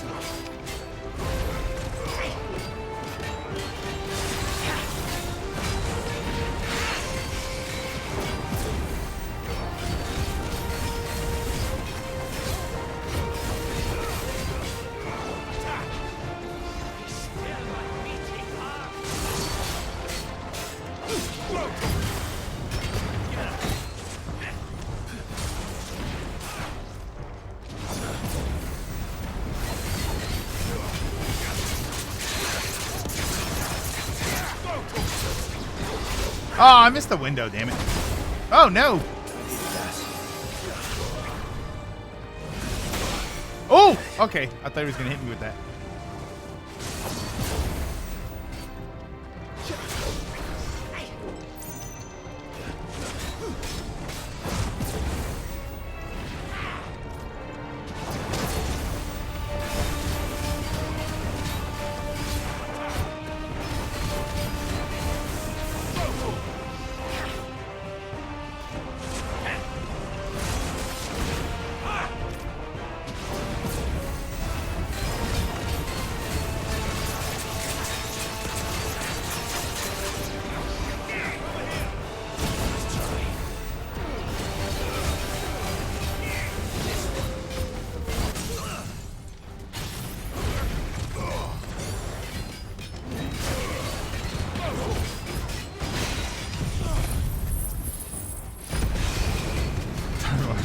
Ass beat.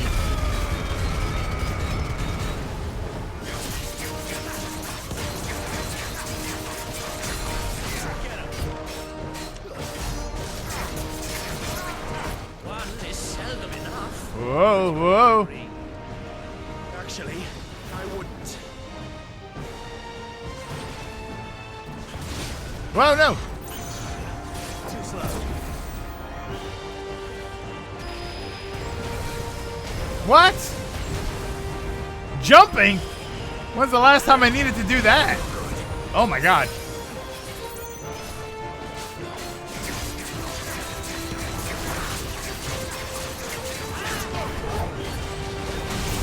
Damn it.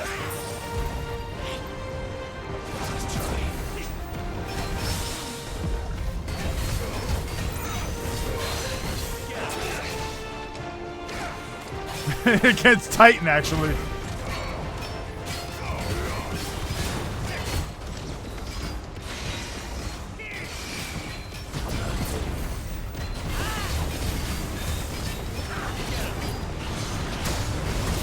Damn it.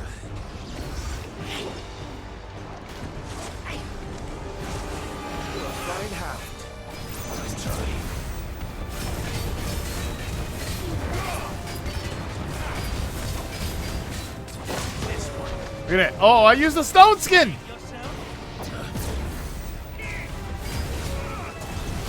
I used status affecting.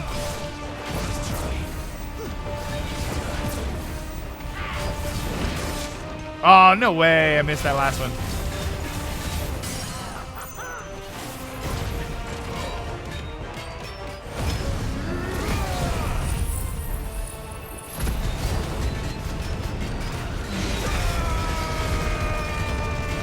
No, I used Stone Skin. I'm missing one. I pressed down.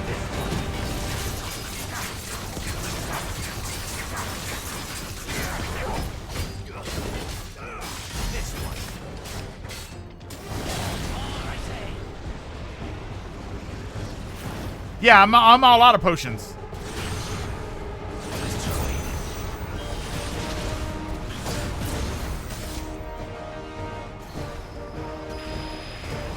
Oh wait, damn it, jumping.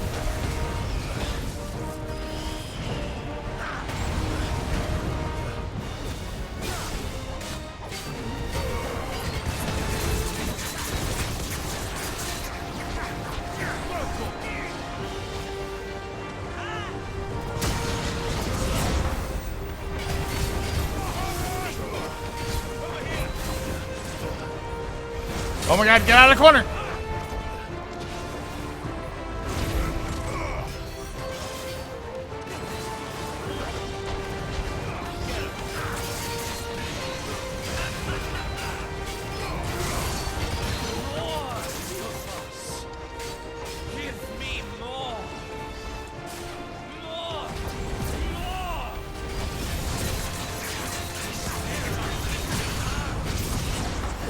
Oh no!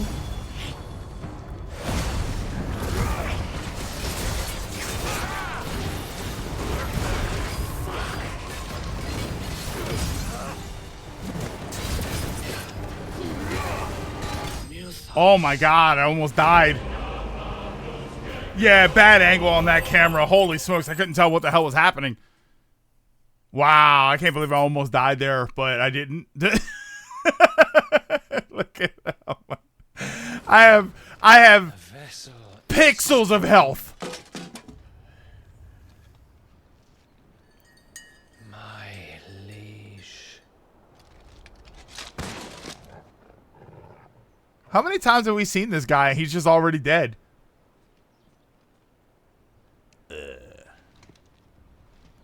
Covered in jam. Clive! You're all right. As are you, I see. We are, yes. I'm sorry, but we couldn't save them. It was over before we arrived. Well, you did what you could. I could have died. But you didn't, and that's what matters. I fear we were all too late. This is a good game. Instead of to ask, is it also a good Final Fantasy game? Nothing. I hope. Yeah, is this what I want from Final Fantasy? That's why I said. That's why I'm kind of curious if I go back to. Whoa!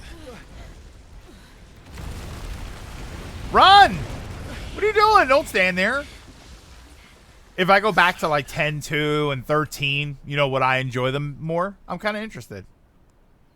Leaving so soon, Mythos? Yes, I have to go buy potions. Indeed.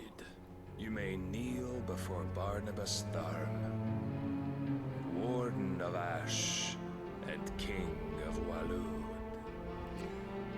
This is the horse that he works with Barnabas. He does become the horse when Barnabas becomes Odin. Okay.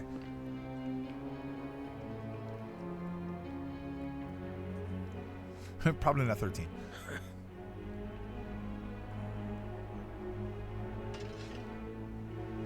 Well, I guess the better way to say it is, Dragoon, is that even if they weren't good Final Fantasy games, were they just good games on their own? You know, and I feel like outside of being Final Fantasy games, I wonder if 16 is probably considered to be the best game. Like without considering Final Fantasy, between this, 10, 12, the 13s, 10-2, and 15. Do you think between those games, outside of being Final Fantasy games, that this is the best game on its own? I know, that was kind of disrespectful. He didn't have to do that to me.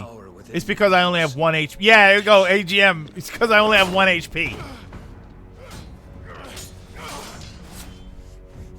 And I'm covered in jam. But Mythos is everything. Mythos is a fantasy. The A cornerstone final of all fantasy. creation. The Lord's vessel. Your purpose. My purpose? To surrender my mind and body to that thing.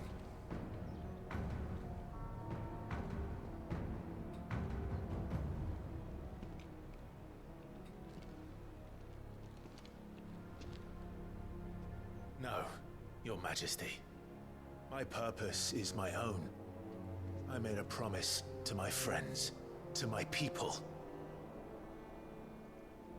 And nothing is going to stand in my way. You would allow this delusion of free will to bar your path to greatness? Truly, your volition is a cancer. One that must be excised. Uh-oh. Wait, but listen, before you transform, could I go get some potions?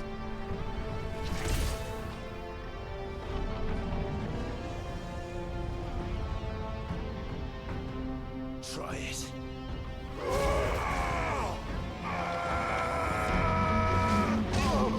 Okay, he kind of threw me. I thought he was gonna slash me, but he kicked me. Damn, he kicked me hard too.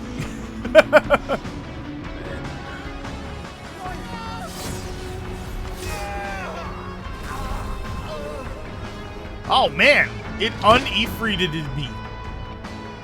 He's activating his cutscene power. You are as weak as all the rest. I have 1 HP. I just finished fighting a boss. Oh wait, he has a phoenix down.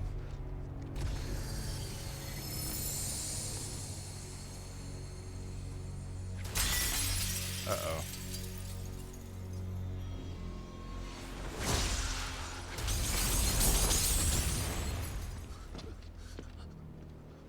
Oi!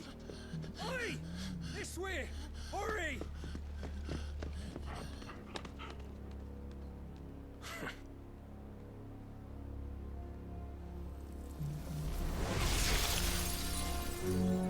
Power beyond reckoning, and they use it as a crutch. Such a waste.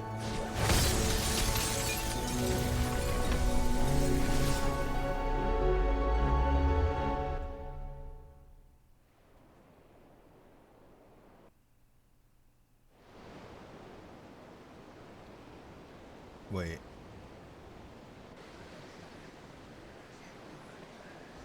No one dodges in these cutscenes. It's like watching a Rocky movie. So, not a single punch was blocked. The Phoenix can mend flesh. Wait, what? Okay, hold on. Now I have a problem.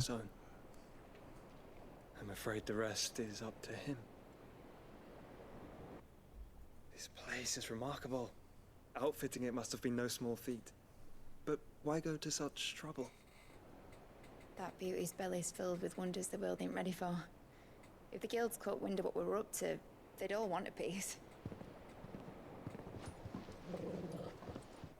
All right? And how is he?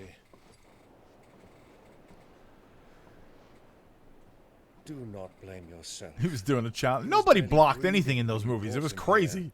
We would have lost him if it were not for you. No. Yeah, by the way, we're still not really sure about Jill here, huh? In my brother's body.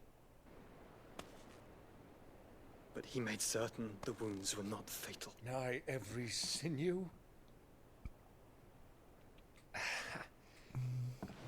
Allow me, your lordship. Don't know what I was thinking. I would just say, To the trouble just, like that. do you enjoy the story? Do you enjoy the gameplay? Do you know, carrying not comestibles to my without table. comparing it to I know, but Final Fantasy stereotype? Would you just enjoy it on your own? It's not you've already easy for done people to so do, much but for us. that's what I mean. Pouring your gil into the hideaway and now the ship. If you took all of those games that I mentioned and they weren't take called the Final piss. Fantasy games, which one would you like the best? You risked your life. And for what? Some girl you hardly know. Rock do for the it? first time. Like, why isn't he blocking? Yeah, they never Not blocked mad or anything. something. It has. It has. Wouldn't go that I mean, I'd say, like, to be fair, I'd say it's been going on since Remake. You're awake, my boy. Oh. All I want to do is help. And the world won't save itself. It was Sid.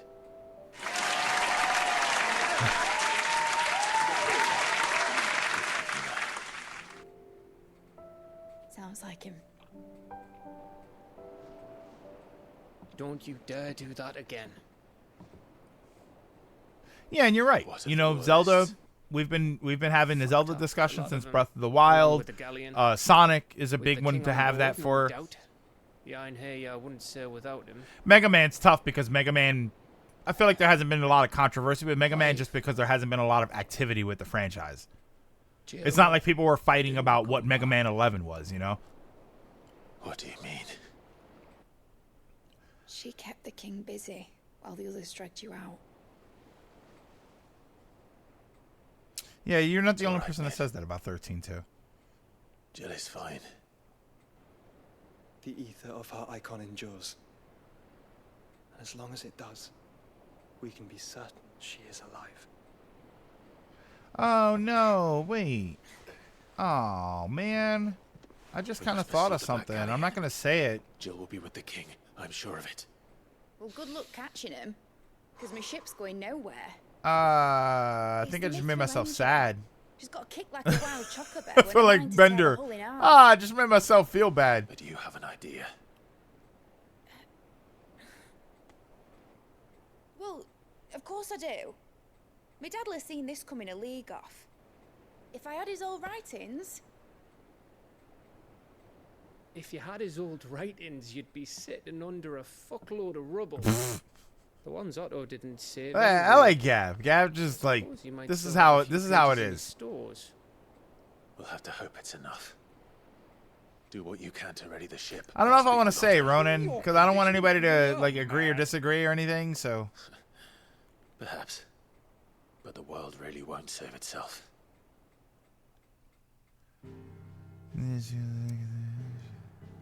Yeah, fans just want a good game. We've seen time and time again it's not actually true. Fans want a game that's good but also represents what they love about a franchise. As we've seen with Sonic, for instance. Sonic is kind of weird because Sonic, those games, that's the thing, is like...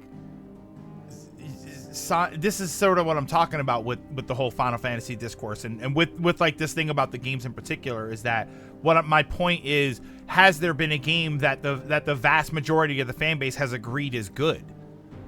You know, Sonic, Mania, right? The majority of the fan base agreed that Mania was good, but Mania was like a more traditional Sonic game. Has there been a Final Fantasy game that is in the mainline franchise, that is in a numbered franchise series and doesn't feel like Final Fantasy, but the vast majority of people feel that it's good?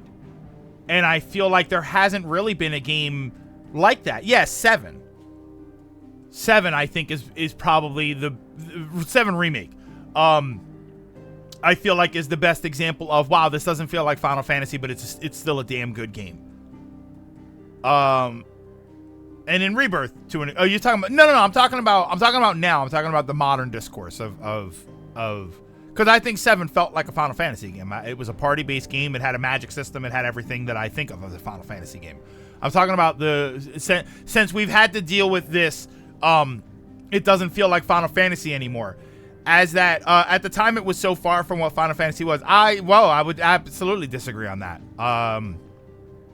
It was a party-based game with a magic system. The only thing that was different was the technology at the time. But it was a party-based game. It was sci-fi-y, but so kinda was Final Fantasy VI.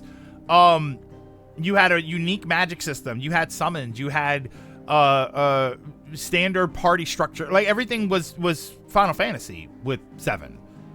Even 8. I feel like 8 sort of started to change things with the stat system, but 8 tonally was a little bit different. But I'd say 8 was pretty different.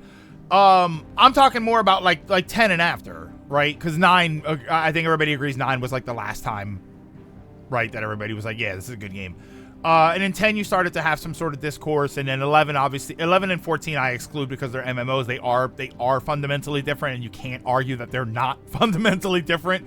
But when you talk about 10, 10-2, 12, the 13s, and 15, other than and 7 remake and rebirth, those are the ones that people really said, "Wow, this doesn't feel like Final Fantasy."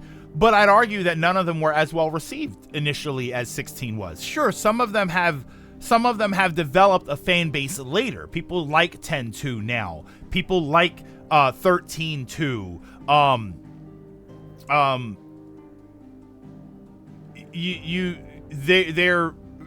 That has changed over time. But initially, most of those games were not really well received. You know, I know I talk like the old man sometimes, but 10 and 10-2 were not well received when they first came out. 12, I constantly heard Final Fantasy fans saying they didn't like 12. 13 had its own fundamental problems.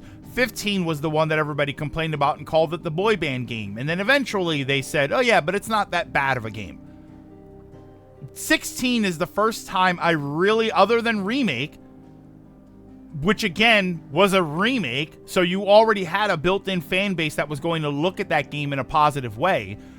16 was the first brand new Final Fantasy game that people said, this is good. And yes, some people didn't, but I would argue that the vast majority did. Was 15 available? And tell me this, maybe I'm wrong, maybe I'm sticking my foot in my mouth. Was 15 in the running for Game of the Year? Was 13 in the running for Game of the Year? Like, we crap on the awards and stuff, but they are a good metric for whether or not these games are well received. See, you say that, Dragoon, and I maybe that's just the circle of people that I spoke to, but a lot of people didn't like it at first. I remember people really crapping on that game. I remember people really crapping on 10. They didn't like the sphere grid system. They didn't like the voice acting. They didn't like the graphics for some reason. I remember people, they didn't like that it was a hallway simulator.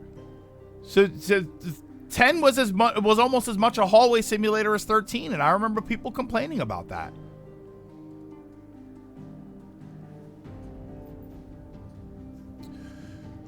Looking it up with universally well received, its sales match at the time, it was time that hurt 10. A lot hated 19, 10.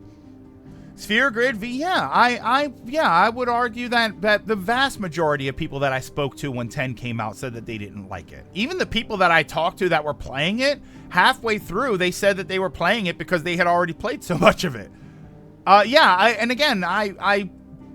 This is just going to be different experiences, but but again, that's not the point of this. The point that I'm talking about is 16 is the one that even if you want to argue that 10 was relatively well received in many circles, 16 feels like it is vastly more popular than any of those other games. And again, you can say 13 too, but people were already soured on 13. Sure, the people that played it probably really liked it, but how many people didn't play it because they hated 13-1? You know, you're splitting hairs when you're digging for a small group of people that liked it. And what I'm talking about is general overall consensus. And what I would argue is my experience is there were more people that liked 16 than liked any of those other games, despite admitting it doesn't feel like Final Fantasy.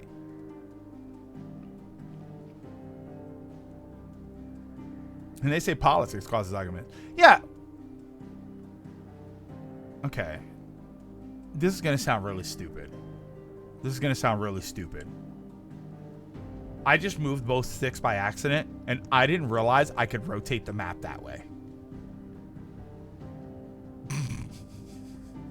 Where am I going here? I'm going there.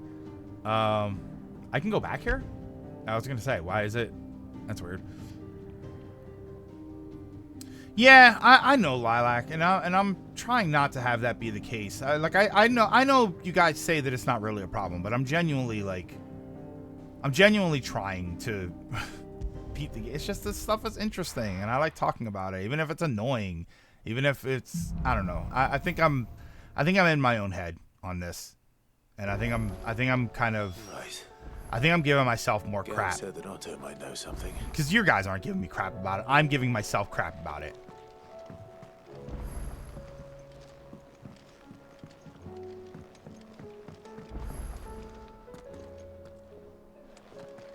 No, Kia, you weren't toxic about anything. Clive. If you're gonna buy something, be quick about it. Rune Blade.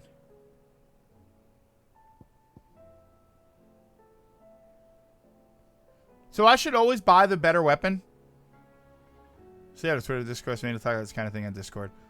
Honestly, it's the opposite of annoying. It's been pretty fun. I appreciate that, Dash. I do want to get to the game, and I do want to finish the game before I get to Paper Mario, because I'll put this game on hold to play Paper Mario. No reason to not buy the better. Yeah, I'm always kind of think like, but the purple one is purple. That's always my. I have I don't even know what I would call it, rarity syndrome. Like, I don't know what I would call it. Like the Rune Blade, you know what, Ryan? It literally comes down to, it's not even the glam factor. It literally comes down to the fact that the Rune Blade is gray and the Brightburn has purple. And you gotta understand. Yeah, I have upper tier addiction. Gray, green, what is it? It's gray, green, blue, purple, orange. That's it. That has been burned into my brain since, wow. It has been burned into my brain. Uncommon, common, rare, epic, legendary. That's how it works. And it's hard for me to buy a gray uncommon when I've got a purple equipped. Uncommon, common, rare, epic, legendary. That's how it works. I can't do it. What about super rare, epic? No, Ryan. Like, I know you're joking, right? Super rare, epic, legendary. Mythic. Mythic has been. I've seen Mythic pop up above legendary. Oh, check the blacksmith. Oh, wait a minute. Oh, yeah. See, I'd have a better weapon anyway. Wait a minute. Oh, I'm sorry. I said uncommon and common. Common, uncommon, rare, epic, legendary. I'm sorry. Yeah, you're right. What do I owe the honor? Use the forge. So will it be? Use the forge. Oh, wait. Oh, there we go. Oh, no, wait. That's craftable items. I need reinforce. Where's my... Oh, wait. I can't do it? Can I do it? Oh, Ryan said no. Oh, I'm sorry. I thought you said buy. I said you said buy it because it's just a flat stat upgrade. Yeah, I can't. It's craftable. I think it was Excalibur. Craft. No, Brightburn. That's what I have. Or is it at the bottom? No, not yet. Not yet. Scarletite and Grimmalkenhide. I'm saying to buy the... Yeah, that's what I thought you said, Ryan, was buy the new one. Yeah, I don't know. But it's purple. But my sword is purple. And I want purple.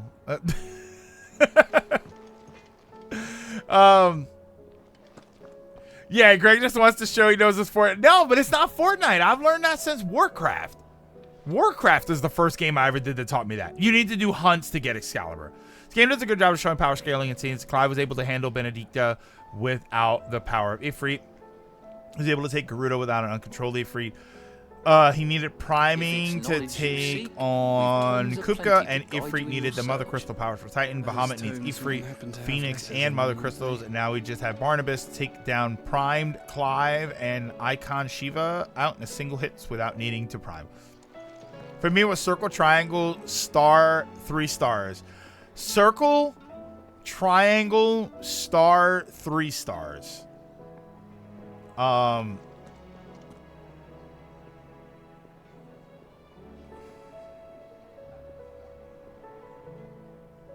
See, 3 stars is the one that throws me off.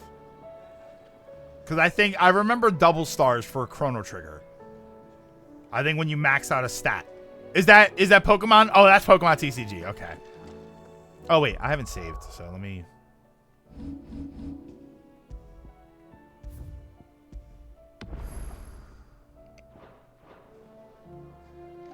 So where am I going? Go down here. Oh, wait. Hold on. Can I change Joshua? This is appearance, right? Here we go. Passion Gray. Oh, he only has 1? Nah, I kind of like his regular one. Ambrosia? What the hell's Ambrosia? Oh, that's my Chocobo. Yeah. And no, because I like that sword.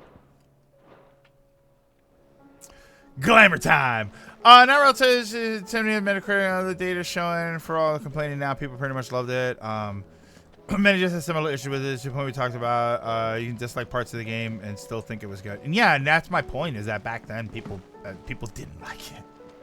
It was not. It based on word of mouth, it was not well received.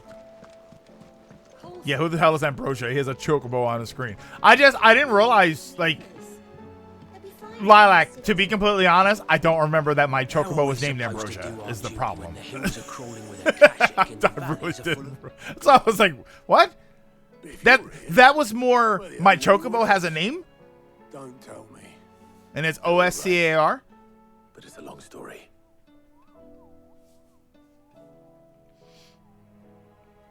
My Chocobo has a first name. It's OSCAR. You lot don't do things by halves, do you? Well, at least everyone's still breathing. You didn't do the Ambrosia side quest. I don't think so. I'm sorry to say, Clive, but if you had those, you'd be sitting under a pile of rubble. I know. But we were able to save a few bits and pieces from the ruins, most of which ended up being used to build this place. Yeah, boredom is very misleading. I'm just saying my experience. Remember, you got to remember when Final Fantasy X came out, I worked at a game store. So I spoke to the people I sold the game to, and the vast majority of them didn't like the game they bought. That's why. It's not just I had a few friends that played it and they didn't like it. I worked at a game store and I sold that game, and people did not like it. Like, very regularly, they didn't like that game. Oh, we did do the quest? I mean, it's been so long, I don't remember.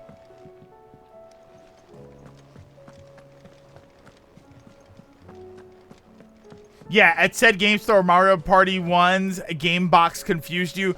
Yeah, it did always kind of throw me off a little bit that it said 3. It helped, though, at the time, because there was only a 1.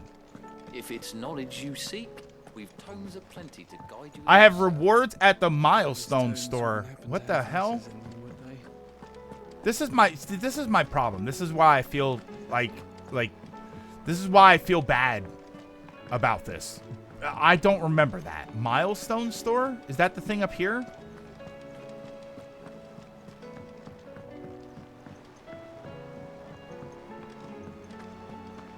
I'm really going to be the old man somewhere that just says the same things every day. Fancy a look at the list, do you? That's Alliance You off then? reports. Welcome to the Patron's Whisper. Is this thing? Is everything we've received and everything promised? Yeah, like, I literally don't remember this. What? And these are just like... This isn't currency. This isn't like I'm spending, right? You earned this. Why not just give them to me? Why make me click each one of them? I mean, it takes like 8 seconds out of my life, but still. Right? Why do I have to click them? Just give me all of the ones. You earned this.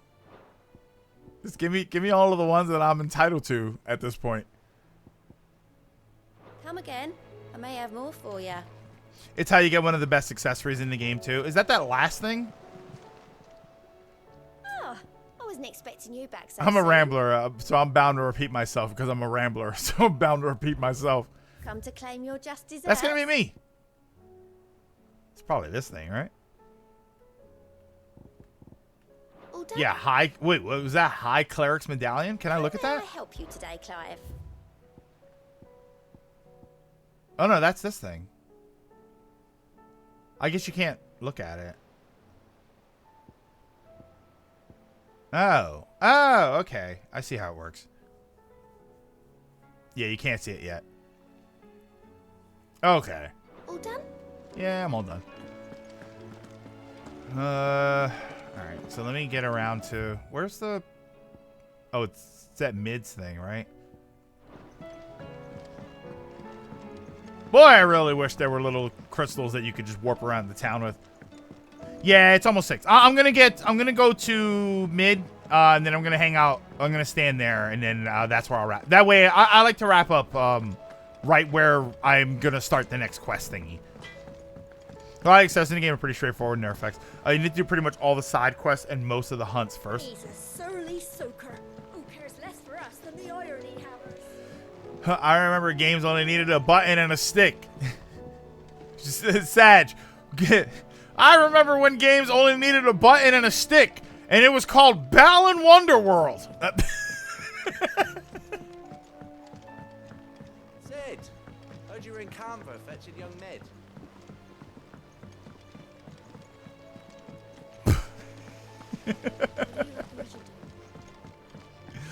Balan Wonderworld on the Atari 2600 because that system has enough buttons to play it. All right, so this is what I need. So I'm gonna need crap from her space here. 5% increase to all damage in Final Fantasy mode. You can upgrade that to 10% increase. It's basically used in every. Yeah, I mean, there's no reason to not use that.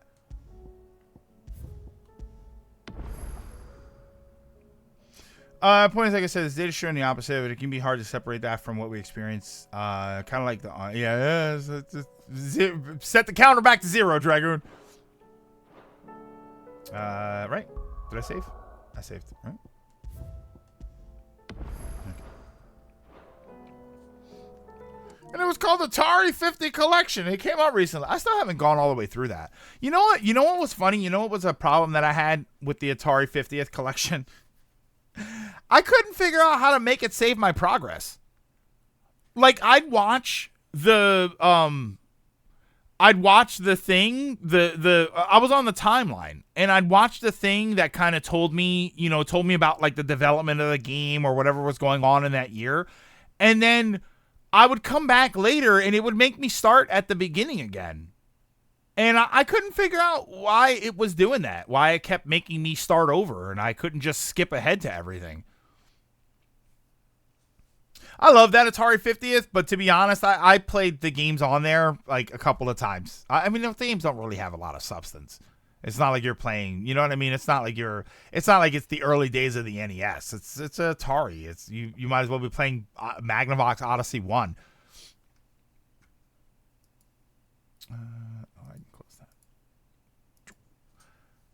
I'm not an Atari fan. I mean, I grew up with the 2600. That was my first real video game system, and the collection itself is super fascinating. It's so interesting to see that stuff and to see that footage from back then. But yeah, it was kind of weird. It wouldn't. I couldn't figure out how to save it so that it was like, well, like I would boot the game back up and it wouldn't start me at the beginning of the next video that I was gonna watch. Like if I made it up to 1981 or something, it wouldn't start me at 1981. It'd start me all the way back, and then I had to like click every video and then just automatically click past it in order to make it work.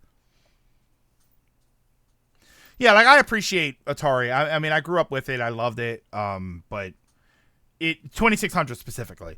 But you know, it's not something that there's a lot of nuance to. So there's not a lot of reason to go back to the Atari.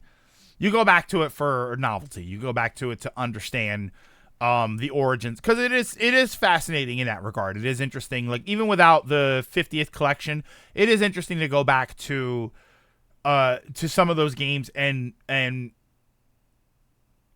you know, people look at like platformers. They look at running platformers and they say, "Oh my God, Mario Brothers, right? Super Mario Brothers." You know, even because the first Mario Brothers wasn't actually a platformer. It wasn't the platformer in the way that we think of it.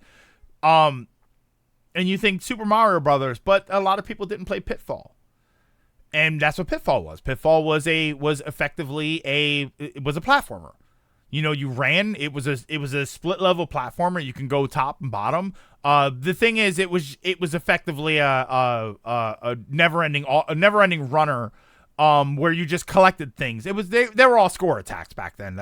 You know, all of those games were just score challenge games. But it's interesting. It's interesting to go back to that stuff and just look at it and try and view it as the origin of the things that we have now. But beyond that, it's not. You know, there's nothing really to go back to and stay there. Yeah, it's like the film reels. It's like the early 1900s film reels of just a horse. Oh, you went back 1880s and 90s. It's just a horse running for 5 seconds. It's like amazing at the time, hardly amusing today, other than the novelty of being the first. Yeah, I mean, you go back and you watch, you know, the old black and white Charlie Chaplin movies, and you you get a feel for that, and you think, man, people would go to the theater. You know, they didn't have televisions at home, so you would go to the theater, and it was this amazing thing that you did, and it was this technology that you couldn't even fathom being in your home, but it was. And then, like, animation, I can't imagine what it was like to look at animation for the first time and say, these are drawings, but they're moving. And that's phenomenal. But a lot of that stuff is kind of tough to go back to nowadays. You know, the earlier, again, other than the novelty of it, or unless you're some sort of aficionado for that specific thing, there isn't a lot of long-term substance there. There isn't a lot to engage in and say, yeah, this holds my interest for an extremely long amount of time. It just doesn't. To be fair, my great-grandmother, born in 1907, would regale us with stories of the Wizard of Oz going to color footage for the first time and how it amazed audiences everywhere. Like, I watch movies like Who Framed Roger Rabbit, and you go back and you watch Who Framed Roger Rabbit, and there's a scene where they go to the theater to watch cartoons. And remember, it's the theater. They're there with. That's where he sees the thing about the clover leaf. And he like figures out that that's the connection. And that's what they were doing, is that they were going and they were watching a film, and then at the beginning of the film, they would get a cartoon, and they would get a newsreel, and then the newsreel and that was how you got that information, because you probably didn't have a TV at home. There probably wasn't a TV somewhere, so maybe you listened to the radio or something, but you went there and you saw a little bit of news. It's so interesting, but you don't really engage in that anymore. Like, no one's gonna open a theater nowadays where there's a 1 minute newsreel. Godzilla Meets Bambi was one of the first parodies. I love arcade games like arcade like game for Atari. Give me Pong, Tank, Asteroid, Donkey Kong, and even Pac-Man. I'm having a solid time. Give me Adventure. I'm calling Human Resources. Yeah, and Adventure was like atrocious. You know, to play that game for now, you go back and you think, oh my God, but I remember playing Adventure, and I remember thinking I am a warrior running around, and I'm trying to get a key, and I have to kill a dragon with a sword, and I remember that being interesting, and that was super fascinating. But now you look at it, and it's effectively primitive. I mean, that primitive is probably the best word you can use for something like that.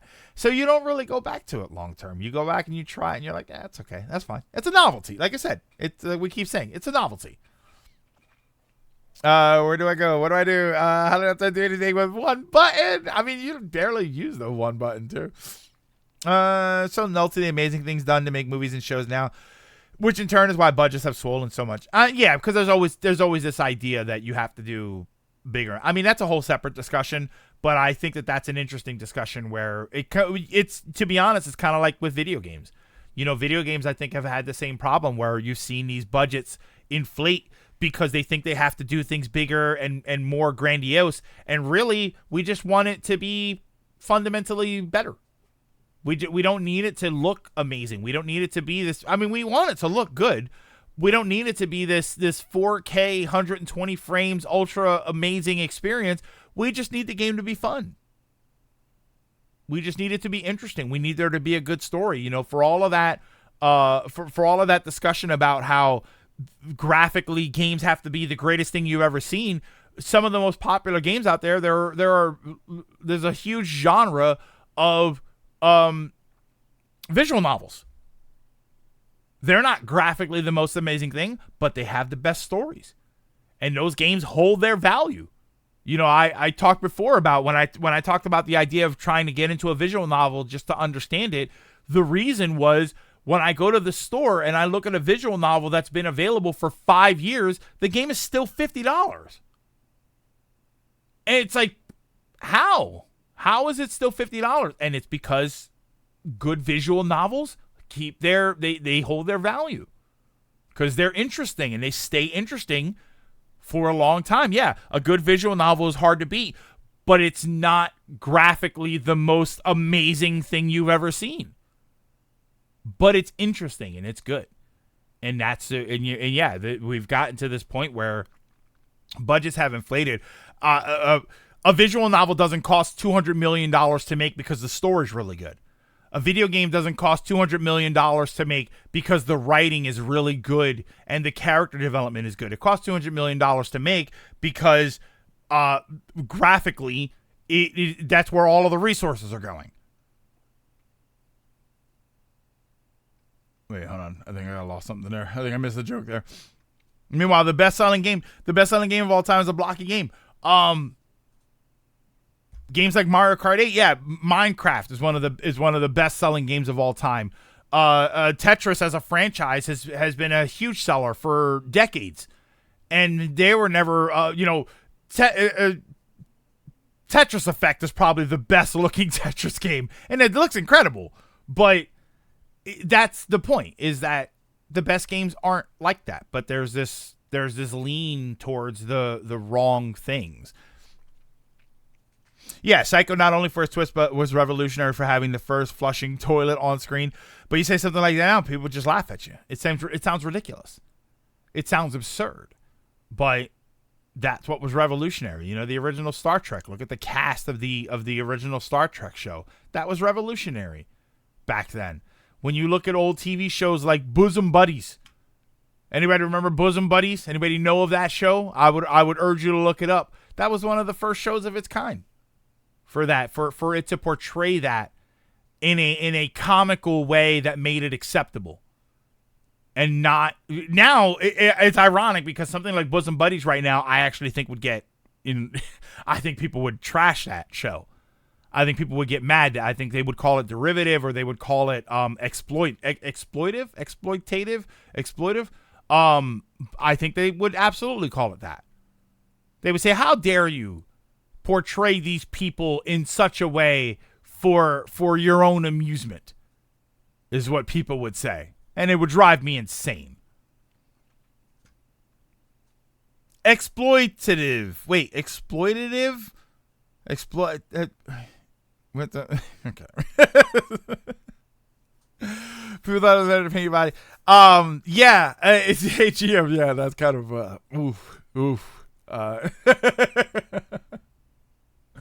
All right. But that is going to do it for today. So thank you very much, everybody, for stopping and for hanging out. Very, very much appreciated. Kia, that's what I'm trying to figure out. Exploitative, I think is the word. I'm not really sure. But yeah, so thank you everybody for stopping and for hanging out. Very, very much appreciated. Tomorrow we'll be back with more Final Fantasy 16. I will again, I will try to get to the game a lot faster. But that's going to be tomorrow at regular time, 2 p.m. So hopefully everybody will be here for that. For right now, though, I'm going to send you over to Strawberry Jam. Strawberry Jam is playing Sonic Adventure 2 Battle. It says 24 in 24 attempts. What? In 2024 attempts? I'm very lost there. But stick around after the credits, and I will send you over there to hang out and represent us very well. But thank you. Wait a minute. Let me get that ready. Come on, just work.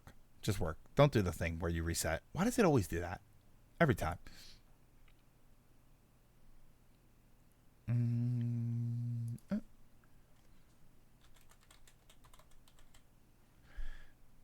Okay, yeah. But thank you everybody for stopping and for hanging out. Don't forget to drink your mask, wear your water, social distance whenever possible. Take care of yourselves, take care of each other, and I will see you all tomorrow.